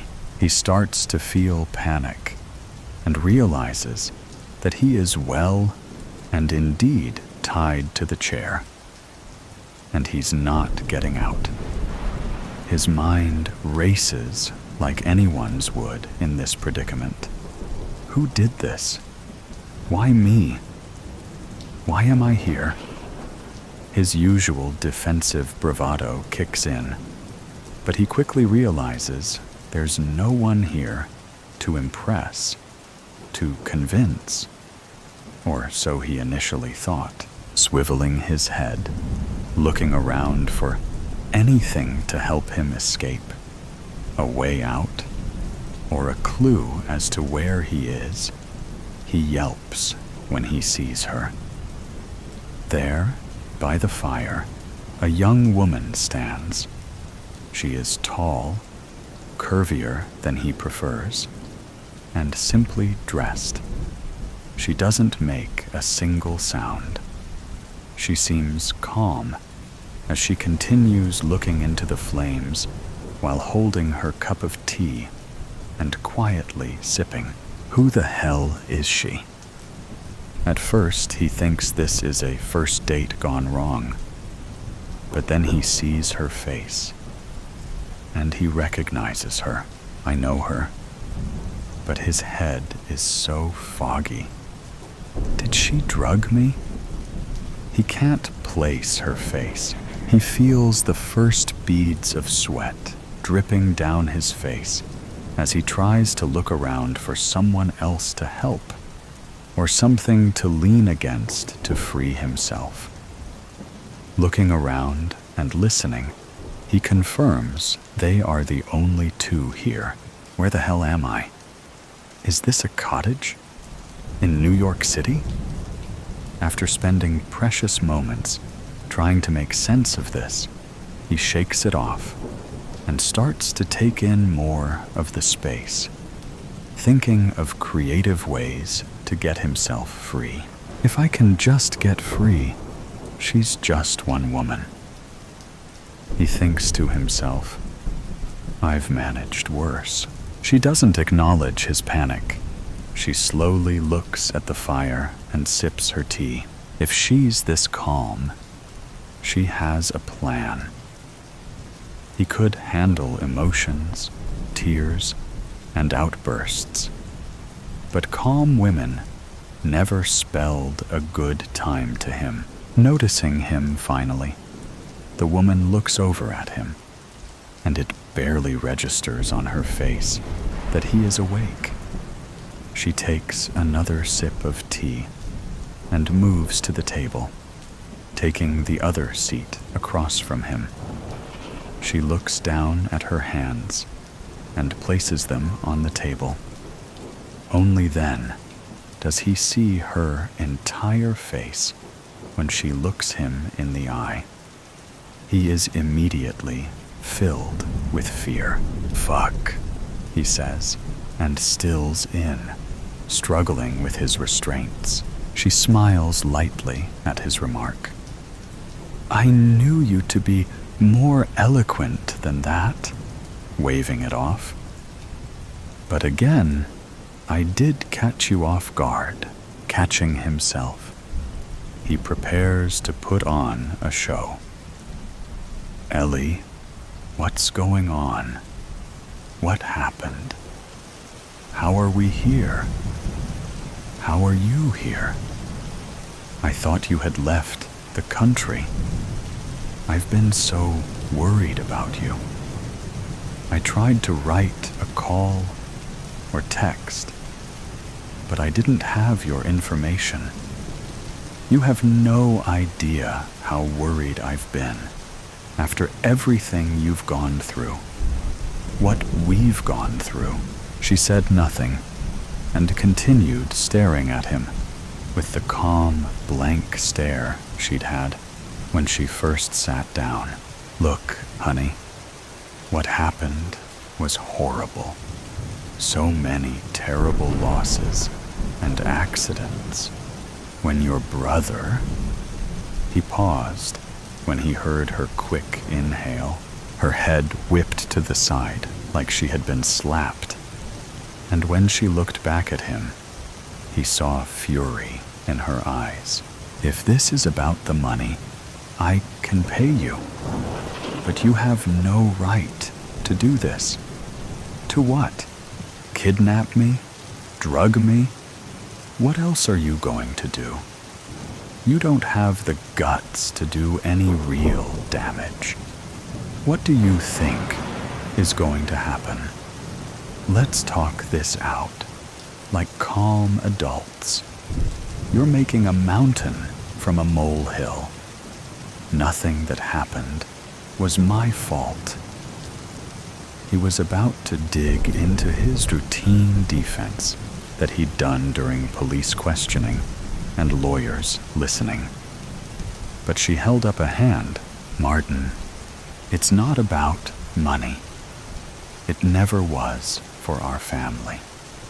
Though I know that's all you understand. So this may be a tough concept. It's about the truth. She stands slowly, gracefully grabbing the teacup and placing it before him, pausing to take a look at him. The first proper look she's taken of him in 5 years since everything happened. You'd think with all that money, you'd have taken better care of yourself. She moves the tea kettle closer to the cup and settles back in her chair. I was surprised how big you've gotten. I'm grateful I got the extra rope. Otherwise, You wouldn't be so snug and cozy on that chair, she said, sitting back and putting her hands in her lap. Martin looks at the teacup. It's empty. Then he looks at the tea kettle. He can see steam rising from the spout and smell tea. He looks back at her and sees that she has a calm, serene smile. "What the fuck do you want, Ellie?" he says, defeated, realizing he will have to play whatever game she has set up and outsmart her, like he does with everyone. "I've made you a soothing tea, but I want to tell you a story first," she says.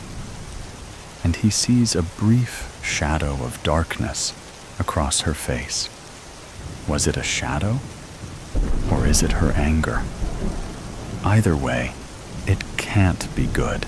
She takes a deep breath and begins her tale. There was a family, a happy and loving family. They weren't perfect. No one was, but they were happy. A mother, a father, a daughter, and a younger brother. They had been building a nice estate as a family since her brother was back from college, and their daughter was running their company business. Combined, their wealth was not something to write to the Times about, but it afforded them a lifestyle and attention. They were comfortable, happy, giving much back to their community, and always the first people to help those in need. Reaching back for her own tea, she sipped. Then a man introduced himself. The man saw that their kindness and eagerness to help were things to be preyed upon and taken advantage of. "That's where you come in, Martin," she said, leaning her elbows on the table and putting her head in her hands. He could tell she was comfortable, so he listened, waiting for his time to strike. This charming, crass, but witty man came to this family with an opportunity to do so much good. "You did your homework there, didn't you, Marty? Knowing my father had been dying to help those less fortunate in other parts of the world, but didn't have the gift or health to travel like he'd like. So you offered your assistance," she continued. "Look, your father was an adult and made a decision he shouldn't have. It's not my fault he was as gullible as he was fragile in health." Martin interjected, but it didn't move or ruffle her as he hoped. Again, he could deal with outbursts and emotions, but that calm quiet unnerved him. "My father trusted you. He gave you a sum of money the first time. I don't want to know how you substantiated the positive works the money did for those families," she said, leaning back and drumming her fingers on the table. "AI has come a long way these days. It's not my fault he couldn't see the flaws." He tried to add that charm, but failed because he kept looking back at the tea. "Is it poisoned? Is she going to kill me with the teapot? Seems a bit violent for her," he thought. But he'd been surprised by her already. She scoffed at his remark. "You continued to take his money and show these manufactured images and proof of goodwill for 2 years, until he gave you access to our funds without knowing you had cheated him. You promptly drained those funds, millions of dollars, and disappeared, funneling the money to an untraceable account. No court would mandate a warrant or search for you. Again, sweetie, it's not my fault your father was an idiot, and you could have stopped him, he said, thinking the sweat from his palms could help loosen the rope around his wrists. She went on. The stress of this loss and the bureaucratic failing that is our justice system caused my already fragile father to suffer a heart attack and die, leaving my mother a husk of a woman. I had to step away from the business and take care of her.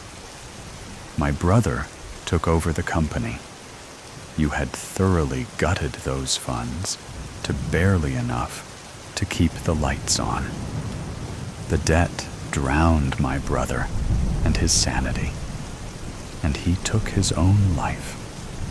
The loss of both men caused my mother to stop living. She wouldn't eat. She wouldn't sleep. She just wept. Until one day, she just stopped breathing. The doctors say it was a brain aneurysm. It was heartache, she says with tremendous confidence. She gets up and goes to the fire. He sees her shaking. Is it from the cold or from anger? He continues his slow struggle to free his hand from the ropes, but knows it won't do any good. He just has to wait and see how this plays out. Look, Ellie, I'm sorry this all happened to you. I really did send some money to those charities. He had to, he thought. Otherwise, he wouldn't have been able to get their government-valid invoice for his tax write-offs, which he forged. And everything that happened to your family, you can't blame those freak incidents on me. It just doesn't make sense. And you've always been a sensible woman. Let's just talk like adults, and we can find the reason behind all this. He began preparing more excuses, but he saw that she didn't even react. She took a slow breath while staring into the fire. You ruined us for nothing but greed. He didn't know what to say, so she turned and stared at him. For greed, she whispered. Taking her time, she returned to the table and picked up the teapot. Keeping eye contact with him, she poured the tea into the cup. She placed the teapot back down on the table. Stepping behind him, she stills. In that pregnant pause of silence, horrifying scenarios rush into his mind. Is she going to smash my face against the table? Was it a ploy? Is she going to slit my throat or strangle me? He hears her take a deep breath, unties one of his hands, and slowly takes her seat across from him, unafraid of what he might do with one hand free. The tea is yours, Martin. A gift from me, she says, leaning back in the chair. He looked at the cup. The dark liquid smelled rich and fragrant. Was it poisoned? Maybe. Maybe not. If she wanted to kill him, wouldn't she have done it already? Why wait so long? Why all the dramatics? Was she testing his conscience? Joke's on her. He doesn't think he has one. A twisted act of mercy? Instead of a violent death, he would likely have had from the latest con. He'd definitely turned on the wrong family. That was not his best work. He'd been getting sloppy. So what? He drinks it? If he refuses, will she force him? He stares at the cup. As I said before, this is about trust. It's about faith in kindness, in my kindness. Do you have that faith, Martin? Pausing, she watches his internal struggle. Take a drink, Martin, she says, leaning forward. He could throw it in her face as a distraction, but it's not hot enough to do any damage, and he still would be stuck in this chair. It wouldn't distract her enough to manage an escape. And if I don't? He asks quietly. She cocked her head to the side and knowingly smiled, confirming that if he didn't, she'd force it. With a deep breath and trembling hand, he lifts the cup to his lips and drinks. He watches her face as the warm, bitter tea slides down his throat. He stares at her as he waits to feel anything. His heart pounds. Is this it? Or is it nerves? What else will I start feeling? Throat burning?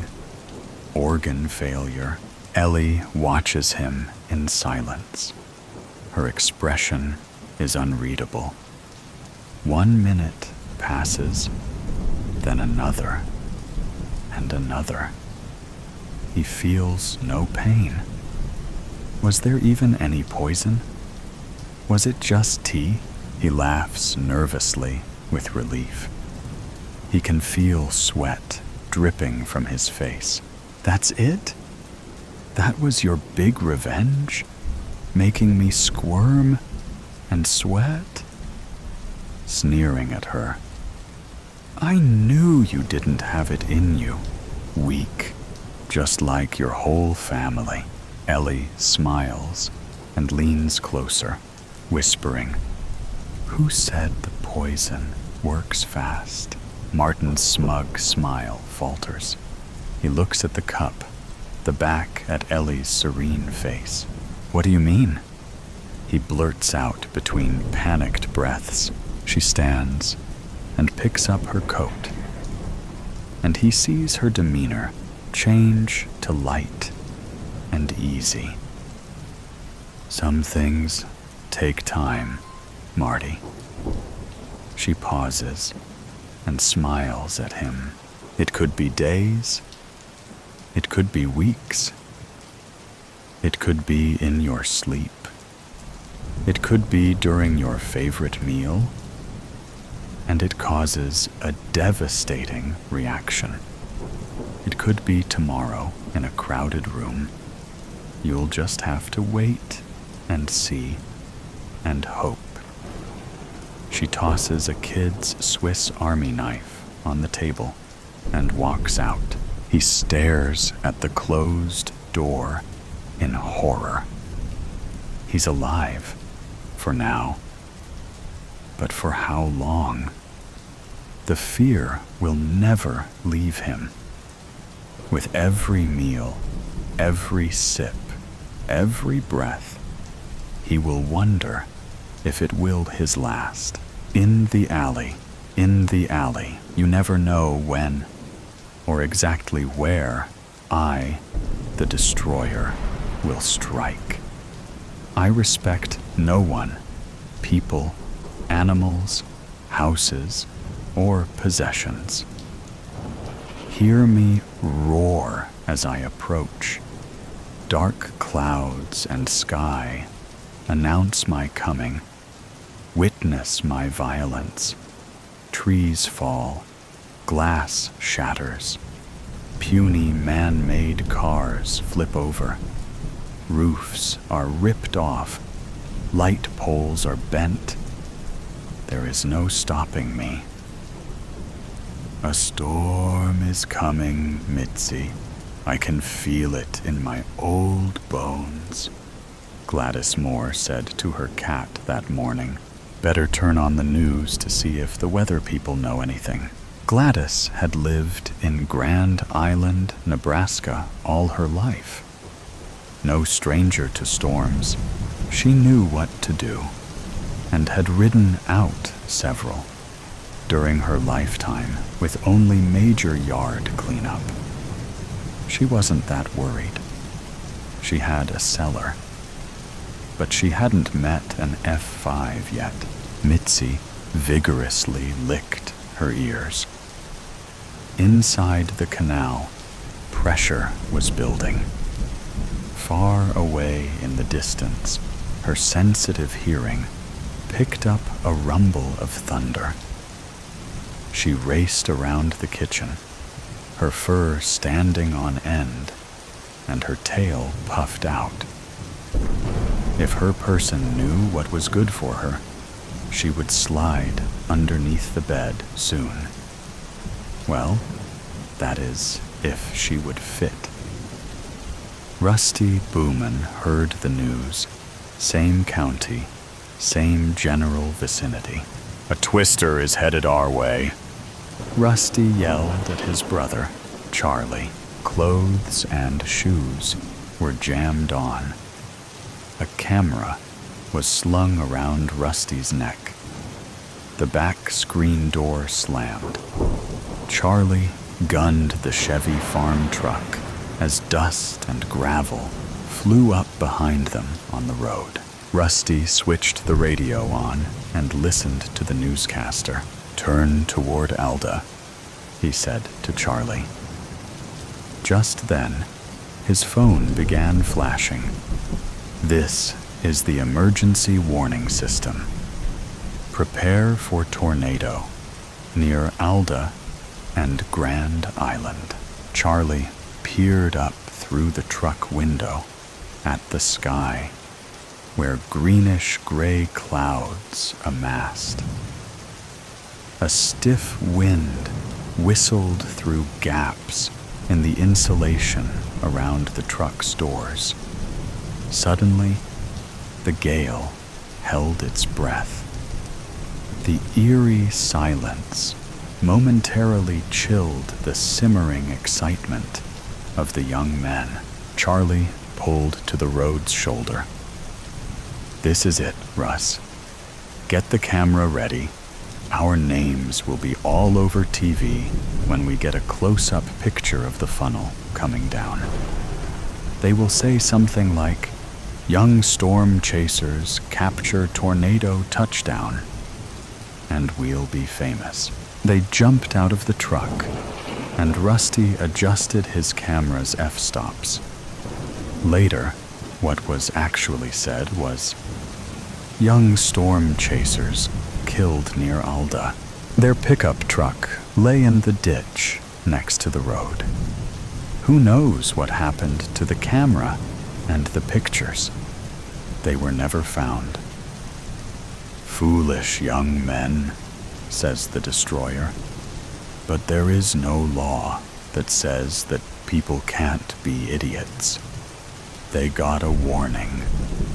Even looking at the signs in the sky should have told them I was imminent. No remorse on my part.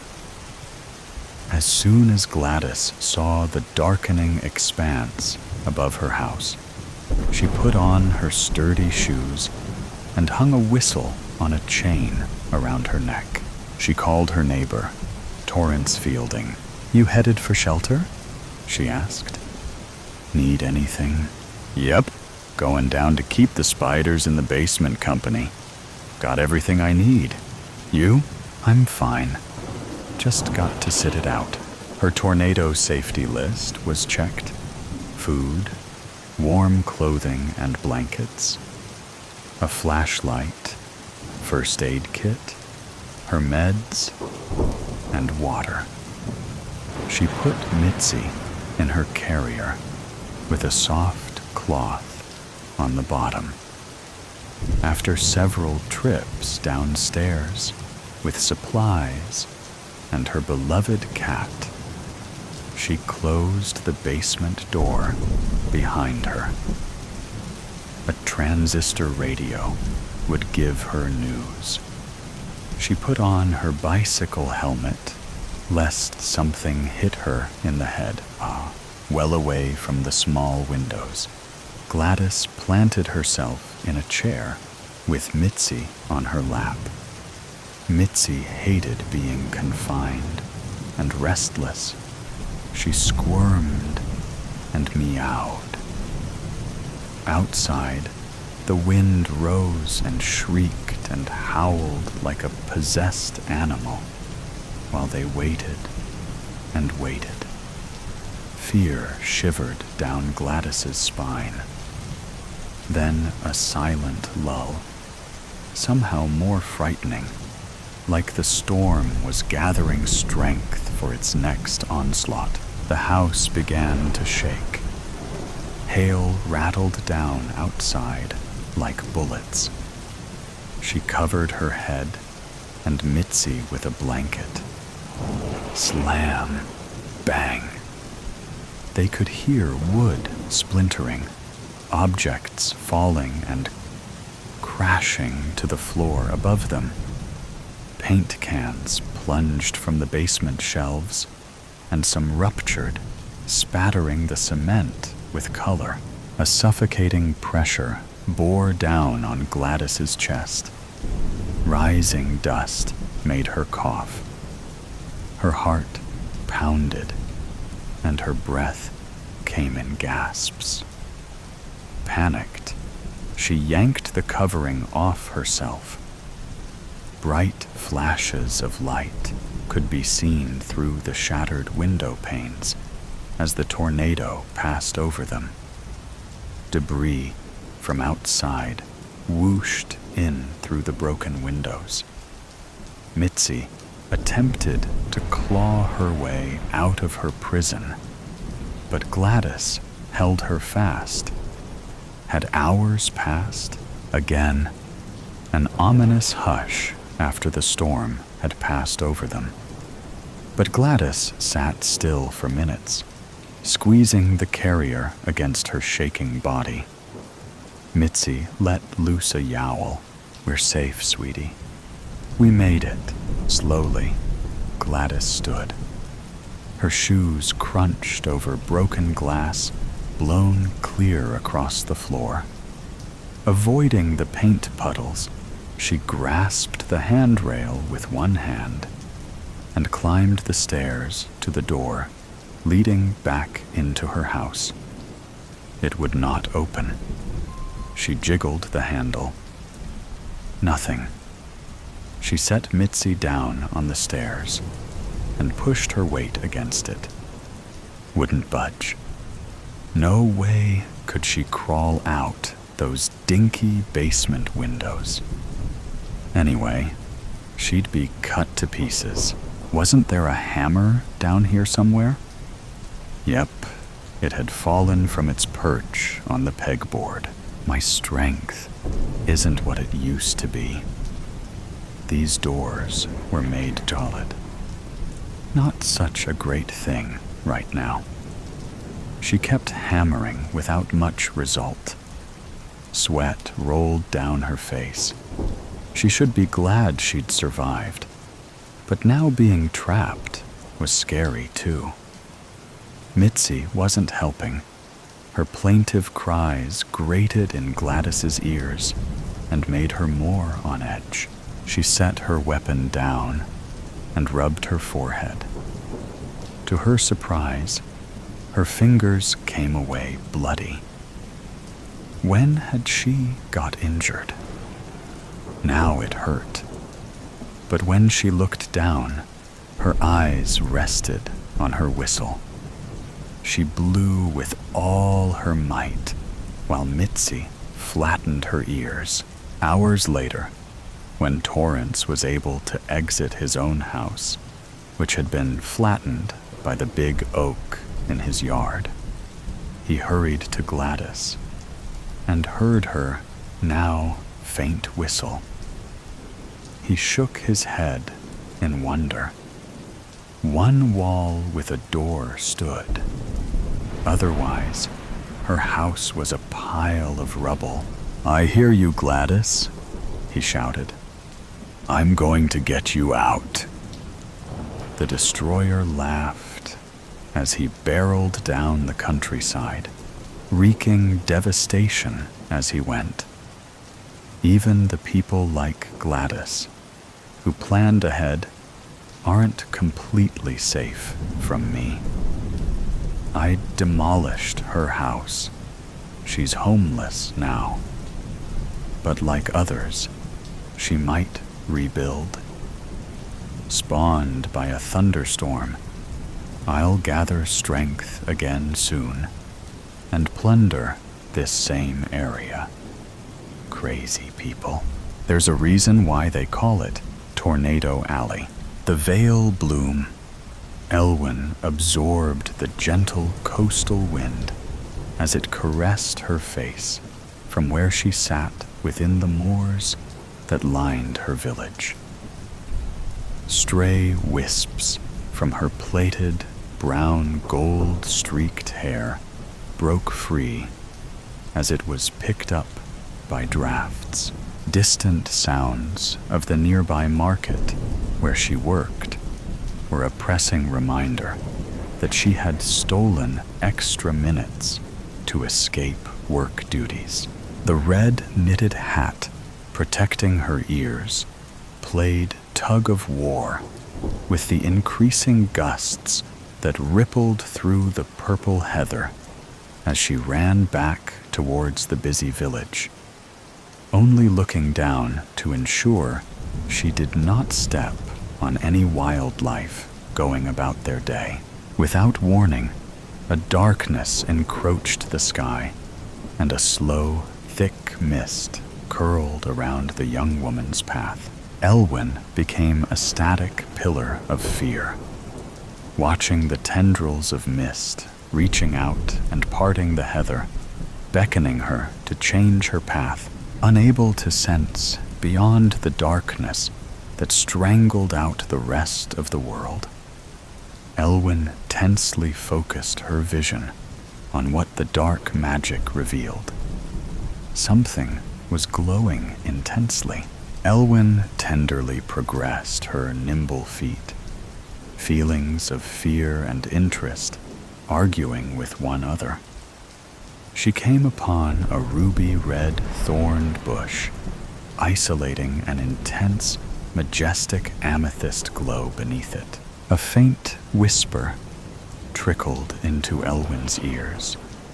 The bramble peeled itself, exposing the velvet, petaled, regal-like flower bud, glistening with crystal dewdrops. "The tide obeys the moon," a female voice sang, prompting the rose to bloom fully before Elwyn's widened eyes. "But not all who guide you wish you to sail true." Before she could repeat the phrase in her head, the darkness sank away into the moors, leaving no trace of its sudden presence. The purple rose remained in Elwyn's hand for only a second before she carefully stuffed it into her pocket as voices came booming from the village, indicating that she had indeed been away too long. Looking and finding no traces of the encounter, she fled for the market. As Elwyn approached her father's stall, she could hear murmurations from the fellow tradesmen. Shouting orders came from customers who bartered prices on fabrics and fresh fish. "Did you see the weather change?" Elwyn hastily asked, as she removed her hat and jacket, messily placing them onto the upturned veg crates in front of the stall. "Never mind the damn weather. Get peeling these damn carrots for supper." He tossed a knife to Elwyn and kicked an empty bucket next towards her feet. He was only strict from the grief of losing his love and their newborn daughter in childbirth in recent years. Frustrated, Elwyn perched herself on a stool and began carving at a carrot stump. Even if she told her father, he wouldn't believe her. The rugged orange skin tumbled into the bucket between her feet as her eyes fixed with intrigue on the powerful purple rose that seemed to glisten from the adjacent pocket. "It's a veil bloom, if you were wondering," came a voice full of wisdom and assurance from the front of the tent. Elwyn glanced up to see a tall, thin, yet toned male figure bent over, perusing at the cabbages. His eyes pined towards the purple veil bloom peeping out of the brown jacket pocket. The flower's quiet, luxurious vibrance seemed out of place and would surely be noticed by a knowing collector's eye. Elwyn glanced quickly towards her father, hoping she would not be heard. But he remained engrossed in organizing the stock in the back of the tent. "What do you know of them?" Elwyn stopped peeling and fixed a softened stare at the male. Her wide eyes probably revealed too much as she hoped for answers. Had she been cursed? She submissively looked toward the flower, phantom feeling its hard thorns against her fingers. "Only what the legend states," Vaska answered. "It's like finding a four-leaf clover. Just lucky." He picked up a cabbage and placed it under his arm. "My name is Vask. My family own a stall on the outskirts of the village. In my spare time, I am not ashamed to say that I am an anthophile." Vaska took out a small pocket-sized leather sketchbook. He opened it to reveal small flowers pressed neatly between the pages, each one secured with a small bit of clear tape. Elwyn tentatively leered over to see sprigs of lavender and small bouquets of daisies married together. Between parchment, she returned her eyes to Vaska.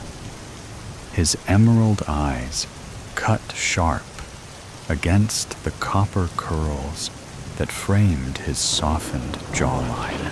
"I am only interested in where you found it, to satisfy the curiosity of a collector." His eyes flashed to meet hers.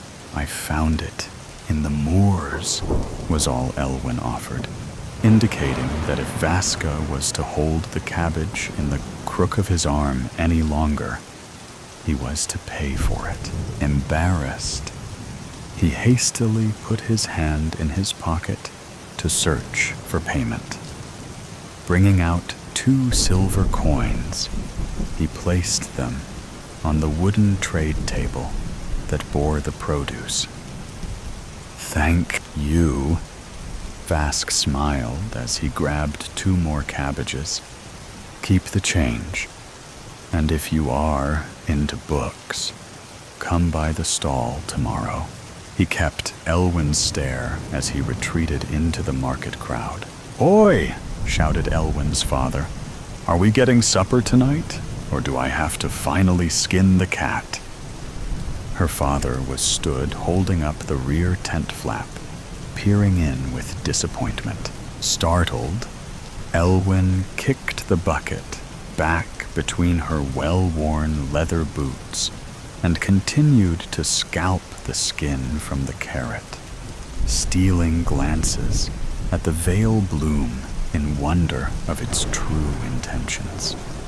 The next day, Elwyn laid out the vegetables onto the wooden trade table as her father stacked the emptied crates from behind the tent. After a night of being plagued by the whispers and visions of dark forests, she desired to know more about the veil bloom. The blood-red thorns pressed into the inner lining of her coat pocket, the tips seeping through to the cotton of her work dress, nipping at her as she moved. Glancing down, she could see the rich velvet petals, longingly looking back up at her from within, deep in her coat pocket. She rubbed her thumb over the veil bloom's soft middle. The tightly gathered corolla gently ticked the pad of her thumb. "I'm just going to get a new recipe book," Elwyn called to her father. Before he could battle her decision, she broke out into a purposeful stride. Her jacket rippled against the cool air as her arms straightened through the sleeves. She pulled her collar to secure herself against the chill, weaving in and out of tradesmen setting up their stalls, unsure of the faces that surrounded her in a familiar setee of work. She kept her head low, turning on her heels and accepting defeat, trying to find Vaska. Elwyn began to walk back to the southern area of the coastal market. Smells of fresh fish and spices began to fill her nostrils, reminding her stomach of its emptiness. "I found it," called a familiar voice. Vaska appeared in her eye line as she paused to see him run back into his tent and return with a large, tatted book. "Veil Bloom." Vaska turned the book towards Elwyn as her hands held the edges to support its weight with him. Located in lands of enchantment, it amplifies one's desires and strength, even with madness. Vaska laughed gently as he impersonated a person riddled with madness and unbalance. Elwyn rejected the book by letting go of the worn-down leather edging and taking a step back from Vaska. "It also says it sings lullabies, which probably explains the bit about going mad." Vaska coyly laughed. Elwyn's face turned to deep thought at the young man, voluntarily helping her. "I don't desire anything." She paused, wondering if giving him the whole story would favor her or not. "What does it say about lullabies?" Her voice almost a whisper. The emerald in Vaska's eyes began to swirl with intrigue as he gestured for them to go somewhere quieter to talk. The pair sat cross-legged underneath a large oak tree situated on the outskirts of the market. Elwyn's face buried in the book of hidden blooms, each page so thin almost translucent, gently flapped between her fingertips. It says in the legend that if the flower starts to glow, you become more powerful. Vaska added, as he looked deeply into the island of dense forest on the horizon, isolated by small ocean waters. The enchanted, banished lands leaked darkness. His soft curls caught the wind, his eyes in a thoughtful trance. Elwyn shuddered at the thought of the flower's magic ending up in the wrong hands. I should get back, Elwyn decided as she stood up, ready to face the wrath from her father upon her return. Elwyn woke suddenly, in the dead of night. Sweat dripped from her brow, her long brown damp hair that clung to her neck. "Help us," came a faint whisper. Elwyn held her breath as she looked around for the voice's owner, the vile bloom, picking it up by its thick green stem. The ruby-red thorns pulsated as she brought it closer to her ear. "Help us, Elwyn." It eerily beckoned, suddenly, moving images as if they were her own memories, flooded her mind. She could see a vast forest that crawled with amethyst-colored smoke. A fawn emerged in the clearing, eyes wide with terror, trembling as it proceeded to lie down on the dark moss floor. Elwyn had feelings of blood rushing back to her limbs as she regained consciousness. Her mind lingered with a defiant message. The banished lands needed her help.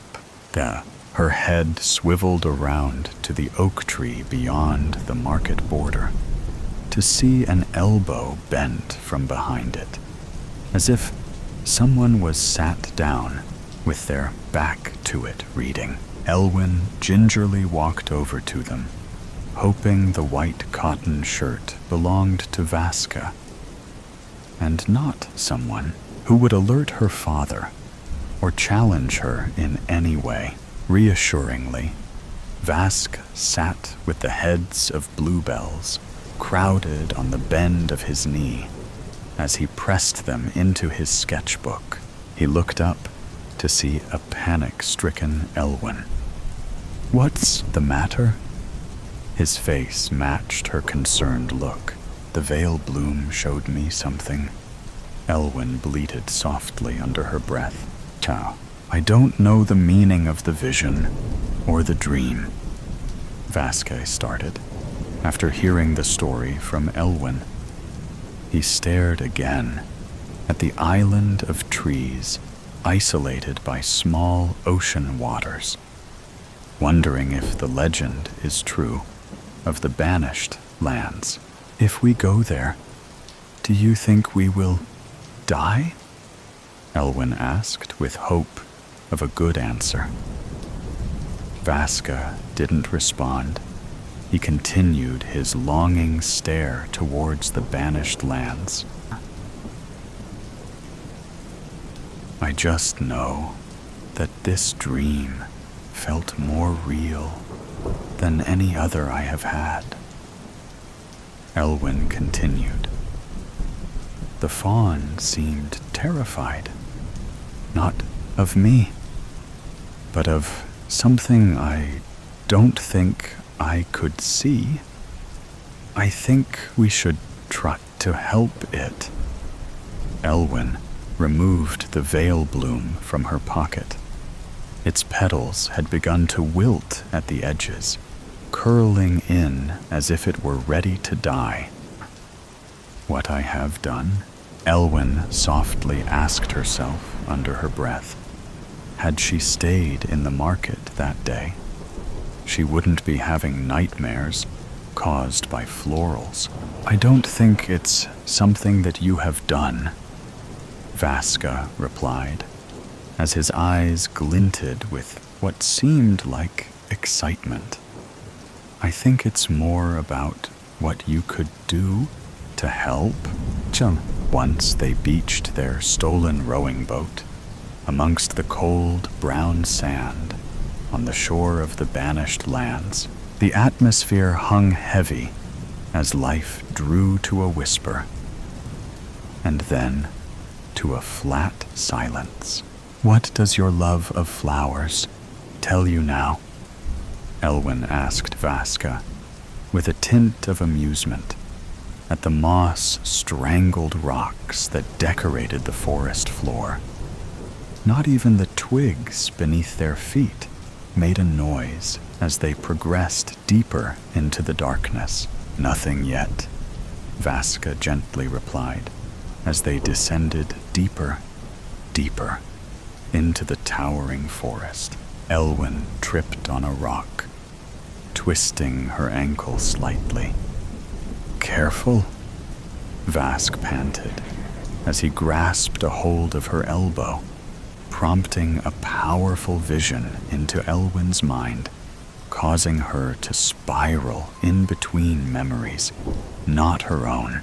A hushed murmur echoed in her ears as she saw sights of a large wolf with emerald eyes stalking and hunting on the outskirts of the forest. As if unable to enter beyond the first row of trees, many moons passed in the sky as it returned night after night. A clear voice embedded deep in Elwyn's veins. "The tide obeys the moon, but not all who guide you wish you to sail true." The vision of the wolf disappeared into smoke, shifting into flurries of flashbacks. The first time she met the veil bloom flower, the look in Vask's eyes, as he also saw it for the first time that day in the market. As if he pined for it, she remembered. The book thrust into her face that day in the market, as if Vaska knew she would come looking for answers. The veil bloom let out a breath, glowing intensely in agreement. Elwyn had not realized she was now holding it, squeezing it in her paper-thin hand, seething from an anger rooted deep within. He had led her there, purposefully, knowingly. "Help us," came the wispy echo. It repeated with each turn, louder than the last. More voices adding into the chorus of pleas from wildlife. Elwyn fell to the floor as the visions and voices ripped away from her, breathless and her mind aching. She looked up to see Vask's face of worry. "What did you see?" he hastily asked, his face tense with pressure. Everything," Elwyn tried to continue when a creature in the clearing approached. A fawn. An amethyst smoke seeped in from behind the fawn, encasing everything in its wake in a building chaos. Turning to face the fawn properly, Elwyn could see the thick smoke tendrils once again clearing a path, this time around the fawn, who was whimpering, but showing a quiet strength, trying to stand. Elwyn had seconds to think. She turned to Vask. His emerald eyes were gleaming with anticipation at the flower as he turned toward her. "It's working," came Vaska's voice, a rasp with a hint of excitement at the veil bloom glowing intensely. He snatched it from her fingers, contorting his body in obsession and glee. He threw his arms in the air. "I am the most powerful!" But only silence sounded over the whirring mists. Elwyn felt a burning in her veins. Her body acted automatically as she turned to face Vaska, her back to the trembling fawn in protection. The veil bloom turned to ash in Vaska's trembling hand, his face mad, auburn curls bounced around with every frantic move he made, searching for the bloom. He turned to see Elwyn, her arm outstretched in retaliation towards him. A push at his shoulder from an invisible force turned his face from confused to pure rage at seeing the veil bloom reforming itself in the powerful young woman's pocket, siding with her instead. "Clever girl, but I don't need you," Vasca hissed. "Just the veil bloom now that your kind heart woke it from slumber." His teeth began to form into sharp fangs. His face shifted into a recognizable wolf with emerald eyes. He lunged for Elwyn, jaws agape in blind fury and jealousy. Elwyn darted to the side. A fire of purple light erupted through her veins, streaming out from her fingertips into the wolf's beastly body, knocking him backwards. He steadied himself and leaped high into the air to plant another attack, aiming true to Elwyn and the glowing veil bloom. At once, she coaxed the power from the veil bloom, causing the ground to quake against the sheer force. Gripping against the weight of the power, she lifted and hurled a fatal blow towards the wolf, smashing his limp body against the strongest and tallest trees. Elwyn panted as she looked at the purple illuminations in her veins trickle out and into the fawn behind her. She looked up at the wolf, but only to see his body disintegrate into smoke and disappear into the sky. An escaped curse. Elwyn ran to the fawn, hoping to help it to live, to answer its plea. The soft curve of the fawn's head cupped Elwyn's hand, opening its eyes tenderly. The land around awoke in harmony. The fawn gathered to its feet, bowing proudly to Elwyn, as the gentle black nose touched the floor. A sweep of purple brushed through the land. A once cursed land started to return to life as animals crept out of deep burrows and birds took once again to the sky. The fawn transformed into a majestic stag, concluding the awakening of the misunderstood lands. His aura glowed in the same pearlescent magic that once flowed through Elwyn's veins. She looked down to see her bare arms, and back to the stag, who nodded at her before bouncing off into the thriving atmosphere. Smiling, Elwyn knew her calling now was back to her grieving father. She could never leave him on his own. A thorn dug into her side. The veil bloom remained in her pocket, clasped tightly in a sleeping bud. Its messages sang deep in Elwyn's head as she stroked its velvety casing. It was the flower's magic that gave her the power to connect and calm the land. But it was her kind heart that ultimately saved them all. Swiped. He's here. And he's just as hot as his pictures, Charlotte texted from outside of the cafe. She moved 2 steps to her right. Jen responded with a string of emojis. Bearded man face, burning heart, guy and girl, kissing faces. Charlotte smiled and checked her hair in the reflection of the ramen place next door, getting faint notes of the meaty umami, all that her still partially stuffed nose would allow. Her phone buzzed. Charlotte swiped to see it was Jen, with another string of emojis.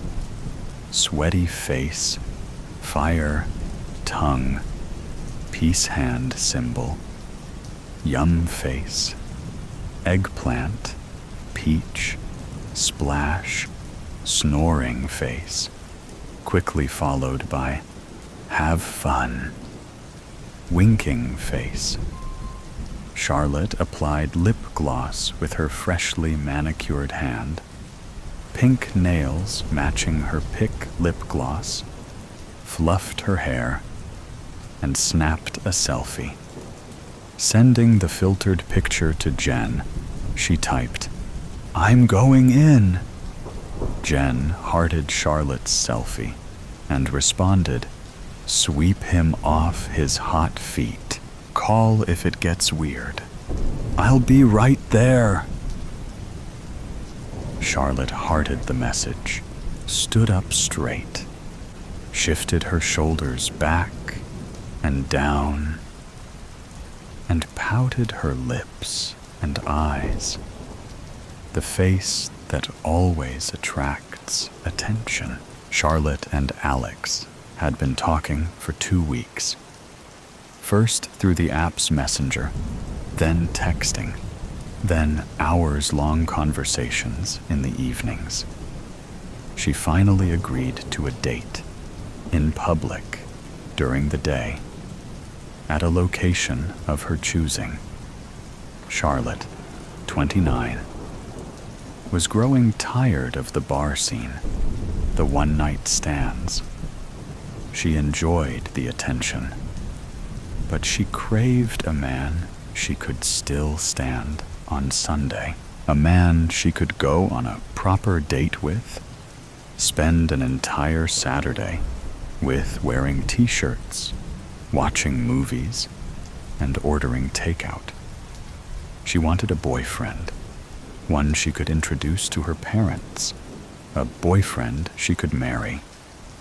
She wanted a husband who would help her raise her son. Charlotte's family came from old money. Her parents still lived in the plantation house where she was raised, the house that her father inherited. Her father drank bourbon, neat. He married his high school sweetheart. His wife had no need to work. Her working would only reflect poorly on the well-to-do family. They had pure bred golden retrievers. They went to church on Sunday mornings. They had one perfect, gorgeous girl who had the world handed to her on an antique silver, lace, doily-lined platter. Her AKC registered puppy by her side. She had a tutor and made straight A's. She went to Sunday school and could recite scripture. She played piano. She was a cheerleader and homecoming queen. She attended a debutante ball at 16 when she presented her parents a sonogram image of a 9-week-old life almost 2 months later. They pulled her out of her Christian school and transferred her to a boarding school more than 100 miles away so that she could finish her education without the distraction of devil-worshipping sinners occupying the halls of this shameful excuse of Jesus' house. After the baby was born, her parents funded lavish childcare so that Charlotte could graduate high school and attend college. She graduated summa cum laude and looked fabulous doing it. She ran on a treadmill and did pallets daily to lose the baby weight. Her parents' allowance afforded her regular Botox, laser body hair removal, weekly mani-pedis, monthly hair appointments, boutique clothing and jewelry, and cutting-edge skincare products and treatments. She was flawless, despite the constant drunken late nights, the Adderall to stay up, the Xanax to come down, the Zoloft to get her through each day. Her unlimited supply, thanks to Dr. Dad. Wealthy eyes don't carry bags. Charlotte met Alex through a dating app. She swiped right without reading his bio, which she intended not to do. She wanted a boyfriend, not a boy toy. But that smile, those dimples, the perfectly messy hair, the shadow of a beard she imagined would send chills down her spine when they kissed, enough to drive her wild. Reading his bio, Charlotte found herself instantly lost in an imaginary future with him. The Spanish colonial home, yoga in the garden, her marketing businesses thriving, his groundbreaking medical research changing the course of cosmetic surgery, tapas on the veranda, summers in London visiting his family. Alex sat at a table in direct eyesight of the entrance.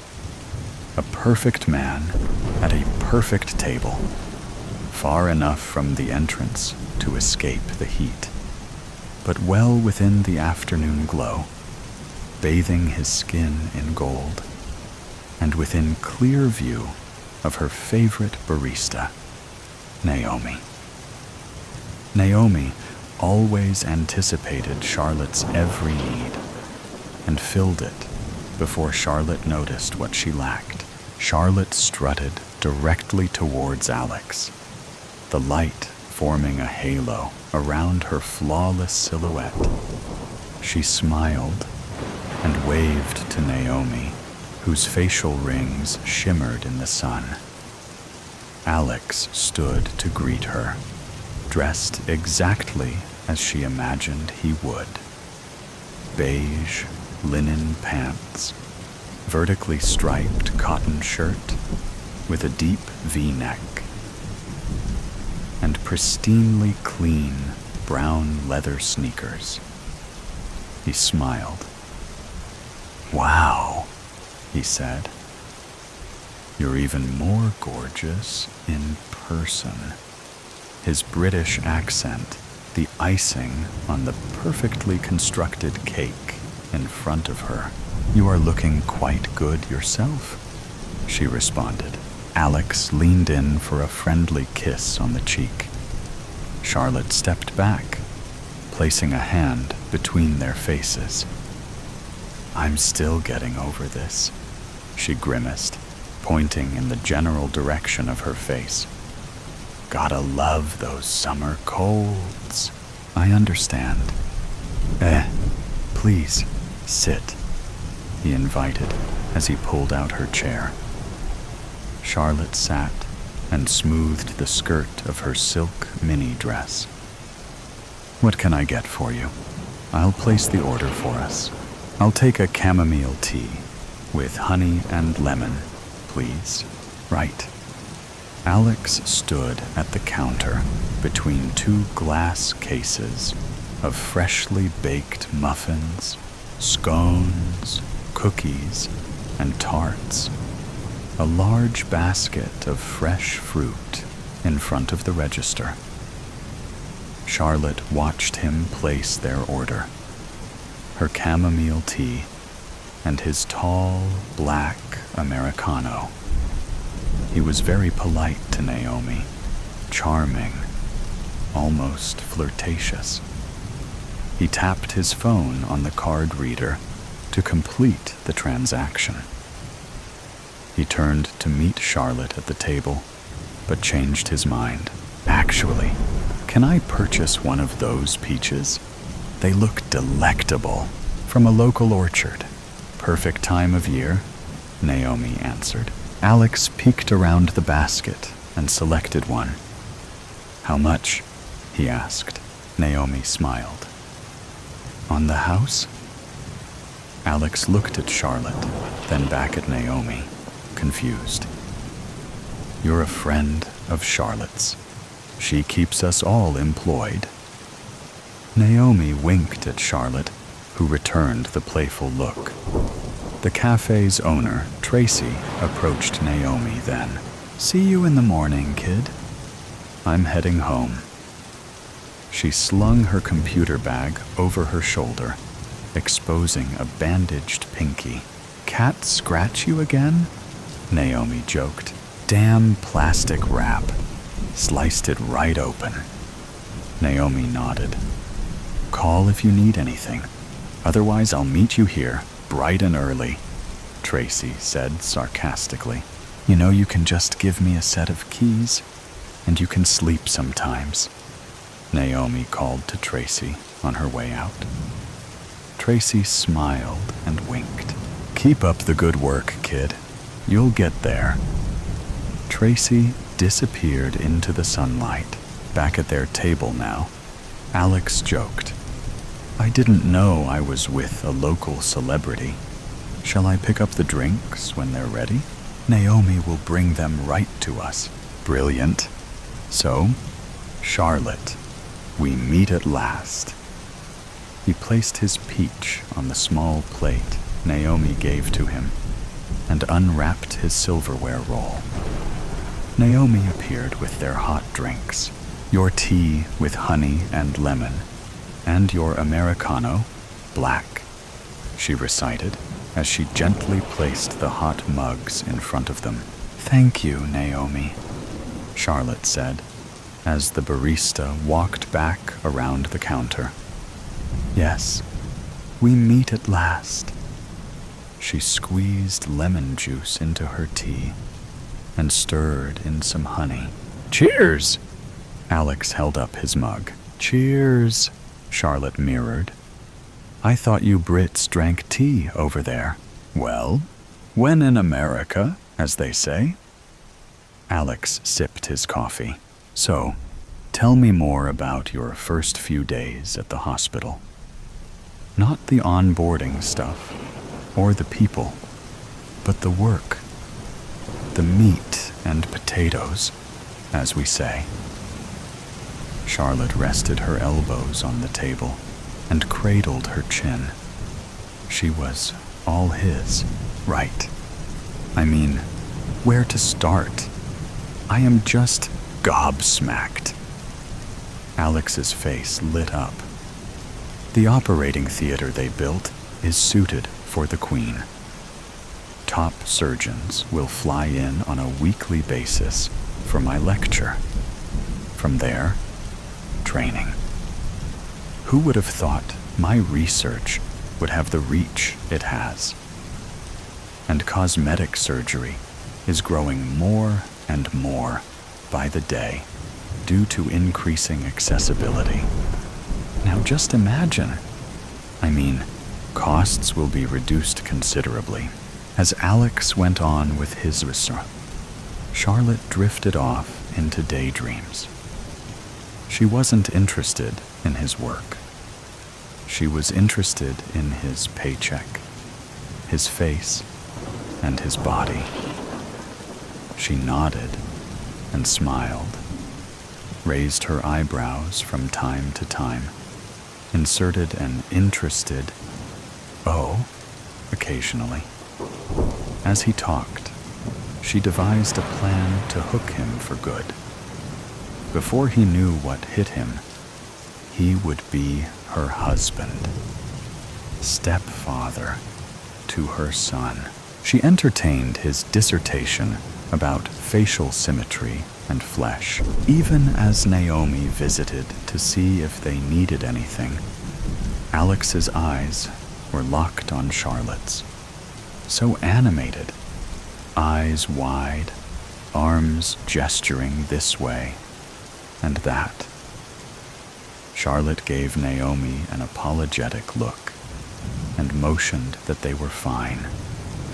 Naomi turned to walk away and stopped dead in her tracks when she heard Alex describe human flesh with the same excited tone he used to describe the peaches.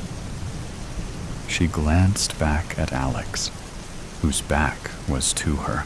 Charlotte clocked Naomi's troubled look, but with a reassuring nod and smile, Naomi went back to taking orders. "Would you like to see it sometime?" Charlotte heard Alex say. Caught off guard with a question, she asked, "See what? Surgery?" "Oh, no. No. The mock theater I built, where I practice at home," he answered. "Oh," she hesitated. "Sure. I think I could come by one day." She bought herself some time. "What about today? Now? My place is just around the corner." "What do you say?" "Well, I still have this cold. One outing in a day is probably all I have energy for," she said nervously. "Anyhow, I can probably demonstrate on this peach, now that I think of it. Do you have a pen?" Charlotte dug into her Gucci bag and located a pen. Before handing it to Alex, she discreetly took her phone out of the bag and placed it on her lap. "Here you go," she said, as she steadied her hand. He took the pen without looking at her. Alex drew 2 lines on the peach. "Like I was explaining, if the cheekbone is here," he pointed at a line, "you want to make your incision precisely." He took up the butter knife and carefully placed it along the second line. "Here." He punctured the skin, juice escaping the fruit, dripping down the peach. He smiled and applied more pressure, exposing the meat inside. Veiny, juicy, fleshy. "Yeah," Alex said, smiling. "Yeah," he said again, almost laughing. Charlotte looked for Naomi at the counter. She was distracted by a line of customers, unaware of the peach mutilation. "What do you practice on?" At home?" she asked Alex. "Pigs, mostly. Dead. Donated to science," he answered as he used his napkin to wipe the liquid evidence off his hands. "Pigs, mostly. So, pigs and you know there is just no comparison to the beautiful, fatty flesh of a live human." Alex's eyes were wild, glued to Charlotte's. I have the nanny at home. I really should be going," she mumbled as she gathered her bag and started to stand. "Just let me show you this last thing, right? Then you'll go and get some rest?" He retrieved his phone from his pocket, looked at the screen to unlock it, and opened an app. He swiped a few times and turned the phone so that the screen faced her, still half standing. The image of her son playing in the park with the nanny glared back at her. She gasped and put a hand to her mouth. "Sit," Alex demanded quietly. Charlotte looked at Naomi again, still taking orders. She sunk into her seat, Naomi can't help you, Charlotte. Without turning his phone around, he swiped through his photos. Picture after picture of the boy. At least a dozen. At school, in the back of her car, at home through windows, with her parents at the plantation home. Tears welled, and she used every ounce of strength to keep them from falling. You are going to suck those tears down, and you are going to come with me. We leave together as a happy couple. One wrong move, and the boy is dead. He locked his phone and put it back in his pocket. He cleared his throat and stood. Right then, "Shall we?" he said, smiling, his voice bouncy and pleasant. He held out a hand to Charlotte. She took it and stood. They walked out of the cafe hand in hand into the setting sun. The next morning, Naomi arrived at the cafe shortly after 5.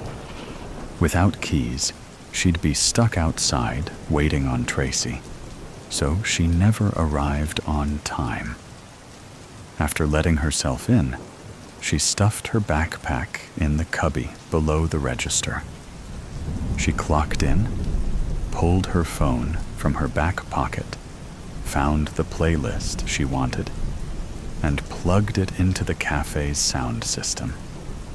This was Naomi's way of letting Tracy know she had arrived without having to speak so early in the morning. The cafe's landline was blinking. Great. Another warning about our car insurance, Naomi thought, as she picked up the phone to listen to the message. Hello. I know this might sound strange, but my friend was there yesterday to meet a date, and now I can't get in touch with her. We talk every day, especially after a date. Her name is Charlotte. She's tall, blonde, beautiful. She was meeting a guy named Alex, a doctor from London. She texted me right after 4 to tell me she was there. I don't know how long they stayed. Anyway, if anyone knows anything, can you please give me a call? I have to wait 24 hours to report her missing. It's just not like her.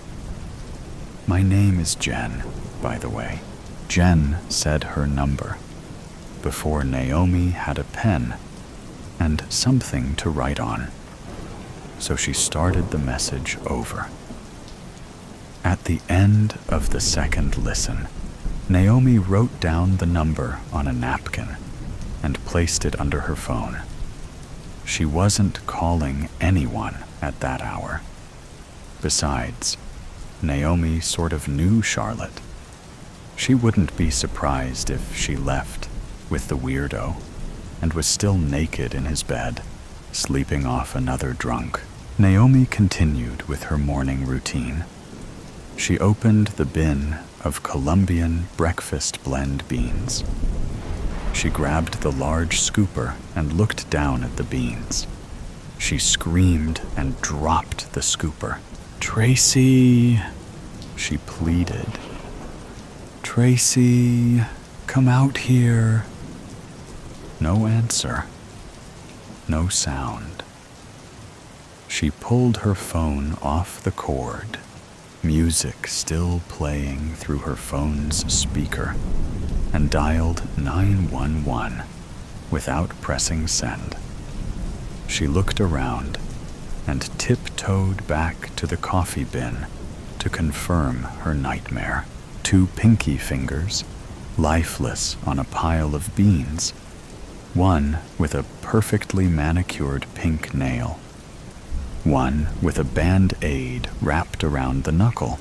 "Oh God," she cried. she noticed a piece of paper sticking out from the manicured pinky. At closer look, the paper had writing on it. A note. With a trembling hand, Naomi reached into the bin, carefully maneuvering around the fingers. She grabbed a corner and quickly yanked the note out, shrieking, "Squeal, and you're next." She slid to the floor in hopeless panic. Note clutched in one hand, her phone clutched in the other. The Beatles' "I Want to Hold Your Hand" played softly from her phone. Collection day. The hovercraft roared over the tree line, hulking steel against a bruised gray sky. The rotors thrashed, a violent, mechanical pulse, as the collectors, clad in shiny black armor, spilled out onto the cracked earth. "Collection day," Commander Hu sang, his voice crackling through the comm system and echoing through the steel hull. Khufu stood fast and readied his weapon. The door opened with a hiss as early morning sunlight poured inside. "Unload!" Commander Hu called. Their boots thudded and pounded the floor, first steel and then earth, as the villagers beyond cowered behind huts and crates. The collectors burst forth from the hovercraft like terrible ants, busy and bustling. They moved with ruthless efficiency. One yanked a sack of withered potatoes from a woman's trembling hands. Another snatched a clay pot, its contents spilling onto the dust, staining it a muddy brown. Khufu watched, his stomach clenching. This was once his home. None of them knew that, of course. When you joined the collectors, any life you once had was washed away like soot in the rain. He'd been on more than a dozen of these runs, more than a dozen collection days, each of them vicious, but none like this. Then he saw her. Willow. She stood apart, her chin lifted in a gesture of defiance he remembered so well. Even after all this time, the fire in her eyes was unmistakable. It was Willow, unbent, unbeaten, untamed. Thunder crashed in the distance as a wave of memories crashed over him. It was a collection day, like this one, many years ago. The sun beat down on their bare backs as the two of them, scrawny saplings in a field of oaks, snuck through the tall grass. Mrs. Rosen had fallen ill, so they had hidden away a few armfuls of food and medicine, and were determined to find a place to hide before the hovercraft left. Willow had a knack for hiding. She was always the last caught in hide and seek. But on this day, something gave them away. Perhaps the swaying of the grass as they crawled through it. "Who's there?" A collector's shout, sharp as a blade, shattered the quiet. Fear, cold and slick, slid down Khufu's spine. He glanced at Willow, her eyes wide and dark. He pressed a finger to his lips. "Shh," he breathed silently. Then he stood up, his arms raised. "I'm sorry, sir. It's my aunt. She's sick." "Come here," the collector barked. Khufu stepped forward carefully as Willow crouched frozen. There were some words exchanged, but Khufu could never recall them. Collectors did not permit explanations or negotiations. They dealt only in force. They pummeled him, each blow a dull thud against his ribs, his back, his skull. Then, as he blood mixed with the dirt beneath him, they gathered the food and medicine and marched away. But Willow, hidden amongst the stalks, was safe. "She's a feisty one," a collector crackled. Khufu stared back at him as a light rain began tapping on their helmets.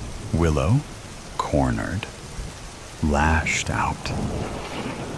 Her small fist connected with a collector's arm, a surprising show of strength. The other collectors swarmed her. One grabbed her arms from behind as another lifted his weapon, ready to strike her. But Willow reared back like a bucking horse and kicked hard, her foot cracking his visor. He dropped his rifle and staggered back. "Enough," a deep voice sounded. Commander Hu approached, the red cape of his rank swimming behind him. "What's going on here? The girl is resistant," a collector reported. Hu studied her for a moment. Another cry of thunder roared out as the rain fell harder. Hugh's cape billowed as he turned on his heel. "Execute her," Hu said, his voice flat. He looked at Khufu. "You do it." Khufu's heart hammered against his ribs. Feeling his hands tremble, he quickly stood straight and nodded. He walked toward Willow, each step heavy. He saw the fear in her eyes, the desperate plea, felt the mud squelch beneath his boots. "It's you," she whimpered, her voice soft and raspy. Khufu squared himself toward her and watched her eyes fill with tears. "Khufu," she said. Without moving his head, he glanced left and right. She had used his name, a name unknown to any of the others. "Do it quickly," Commander Hu said. He took a deep breath, then another. There were 10 of them in total. Of the villagers, there were at least 50, maybe more. They were weak, but their strength together could be formidable. If he turned his gun on his commander, then perhaps the other villagers would seize the opportunity. He looked at the villagers. He saw old man Tiber, his face a mask of grief. He saw the fear in the children's eyes. He saw the collectors, their faces blank, black pools of nothingness shining in the rain. He thought of his new home in the gleaming city in the distance, built on the backs of people like this, his people. He thought of the comfortable life he had, the life he'd purchased with his silence, his willingness to join his oppressors. One more deep breath. He raises his rifle and squeezes the trigger. The shot rings out, and the rain freezes. Hu staggers back, his hand clutching his chest. He takes a few clumsy steps, and then collapses. The wind whistles through the village and sizzles in the gripping silence. Then chaos erupts. Collectors turn, weapons raised. Khufu looks to Willow. "Run," he says. He then aims and shoots at the closest collector. Then another, and another. All three of them fall, but he feels a sharp bite in his shoulder, and his arm goes limp. He dives toward a vegetable stand and takes cover. Cabbages explode around him, and voices shout, mixing together like dense fog. Khufu lifts his rifle atop a nearby barrel and aims, his other arm still hanging lifelessly at his side. To his delight, at least 20 villagers, including Willow, have overtaken the remaining collectors. He stands and looks around. 4 are dead, the rest disarmed. They have done it. Willow turns, and their eyes lock. The sun finally crawls out and reaches down as if to embrace them. "Khufu," she calls, a light of hope in her eyes. She begins to run toward him, her arms outstretched. He reaches for her. "Do it quickly," I said. It was Commander Hu. Khufu's eyes went wide. He shook the driving rein from his visor. "Yes, sir." "Khufu, please," Willow screamed, her face flooded with tears. He raised a hand to his lips. "Shh," he said, trying to calm her. But the promise felt like ash in his mouth. He opened his eyes and squeezed the trigger. The awful sound rings out and echoes like laughter amidst the booming thunder. Willow's body slumped to the ground. A hand clasped Khufu's shoulders. "Well done," Commander Hu said. "Now load up." Is that a train? With extreme speed, the wind brushed against my face, blew my hair into my eyes, and tangled it around my head and neck. I clawed at the long red strands as I watched clouds begin to swirl, moving into a large circular motion. 12 o'clock, noon, and the skies were as dark as night. The few clouds that showed up against the dark sky were as huge, grayish, white pillows running across the sky. The wind became swifter and colder in a matter of seconds. I ran towards the house for shelter as fast as my legs could carry me. Then the rain came. Large, hard drops that pelted my unprotected head with a fierceness I had never experienced. I slammed through the door, ran about the house, closing all the windows that were opened to beat the heat and humidity. The wind whistled through the walls of the old clapboard homestead with a vengeance. Down the 6 steep steps to the basement, I ran, spotted the old handheld radio, and quickly grabbed it. Rolling through the channels, there was nothing but static. I tore the back off to check for batteries. Empty. Stumbling across the bold orange, black, and yellow, striped outdoor carpet, I headed back up the stairs toward the kitchen. My anxious pull on the utility storage drawer was more aggressive than intended. It flew across the room, slammed against the opposite wall as its contents soared around the room.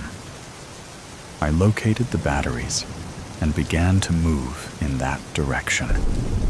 Then, out went the lights. I had lived in that house my entire life, 35 years.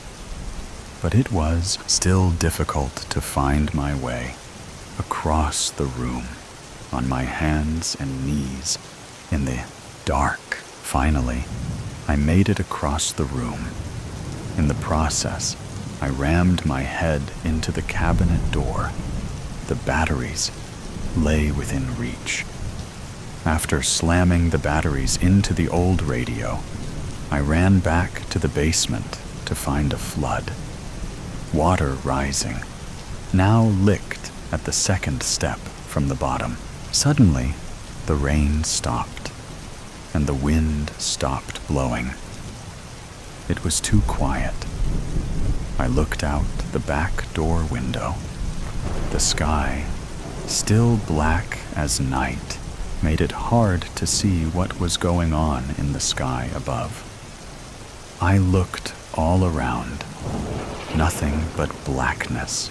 There was a deafening sound. I looked around to find the source, but it was too dark to see anything from my viewpoint. The leaves on the trees rustled, then fell to the ground.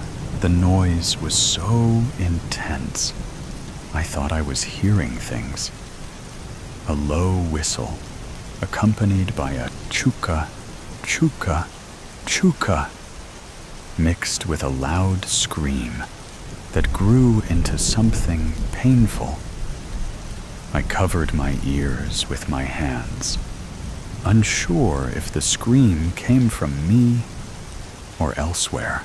I ran from the house and across the street to my neighbor's yard and the safety of their basement home. As a child, both of my parents worked nights. They had instructed me, as well as my 3 siblings. If there is ever a chance of a tornado, run across the street to the Williams house. Their entire home is a basement and the safest place to be in a bad storm. We lived in the Midwest, where I still resided, and people had called our area Tornado Alley because the tornadoes almost always came right through our neighborhood.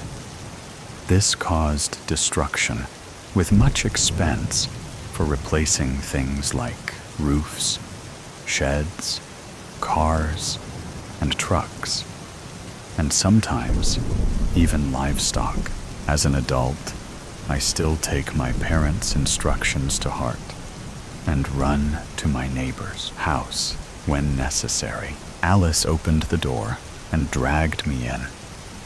That's when I saw the source of the eerie sound. "Is that a train?" I asked Alice, my neighbor, even as the question sounded ludicrous to my ears. A train in the sky? That was impossible, wasn't it? "No, Opal dear. That's a funnel cloud," Alice answered. "A what?" I looked out the window after she shut the door behind me. "A tornado." She dragged me away from the door. "Come, we must hurry." She rushed us into the middle of the house, sat me on the floor next to a sofa placed against the wall, and covered us with a heavy blanket. The train was now overhead. I remember being in many tornadoes as a kid, but I don't remember hearing anything like the noise I heard then. I was more afraid during that storm than I had ever been before. After the train sounds left and the rain started coming down again, Alice went into the kitchen to make us some sweet hot cocoa with marshmallows. Alice was the daughter of the people that I had run too many years ago, and the cocoa recipe was one of her mom's. I would never have told my own mother this, but it was the best I had ever had. When we heard the all-clear sirens, we opened the door and looked out at the sun-shining afternoon. Alice's yard had no large trees for branches to break off of, or leaves to clutter her lawn. But the family always had a huge garden with potatoes, carrots, lettuce, tomatoes, and many other things like stalks of corn and assorted colors of peppers. Unfortunately for Alice, it looked like there was going to be a lot of canning going on at her house very soon. There were trees that grew to the side of their house along the roadside, but they were evergreens, stout and dense. I remember hiding behind them to block the wind as we waited for the school bus. There was an entire row of 6, and on frigid days, other kids would walk to the Williamses' yard just to use the tree block. Sometimes 7 or 8 of us, all huddled there together for warmth. The evergreens were planted there as protection from high winds and storms. It seemed to work. At least it worked that day.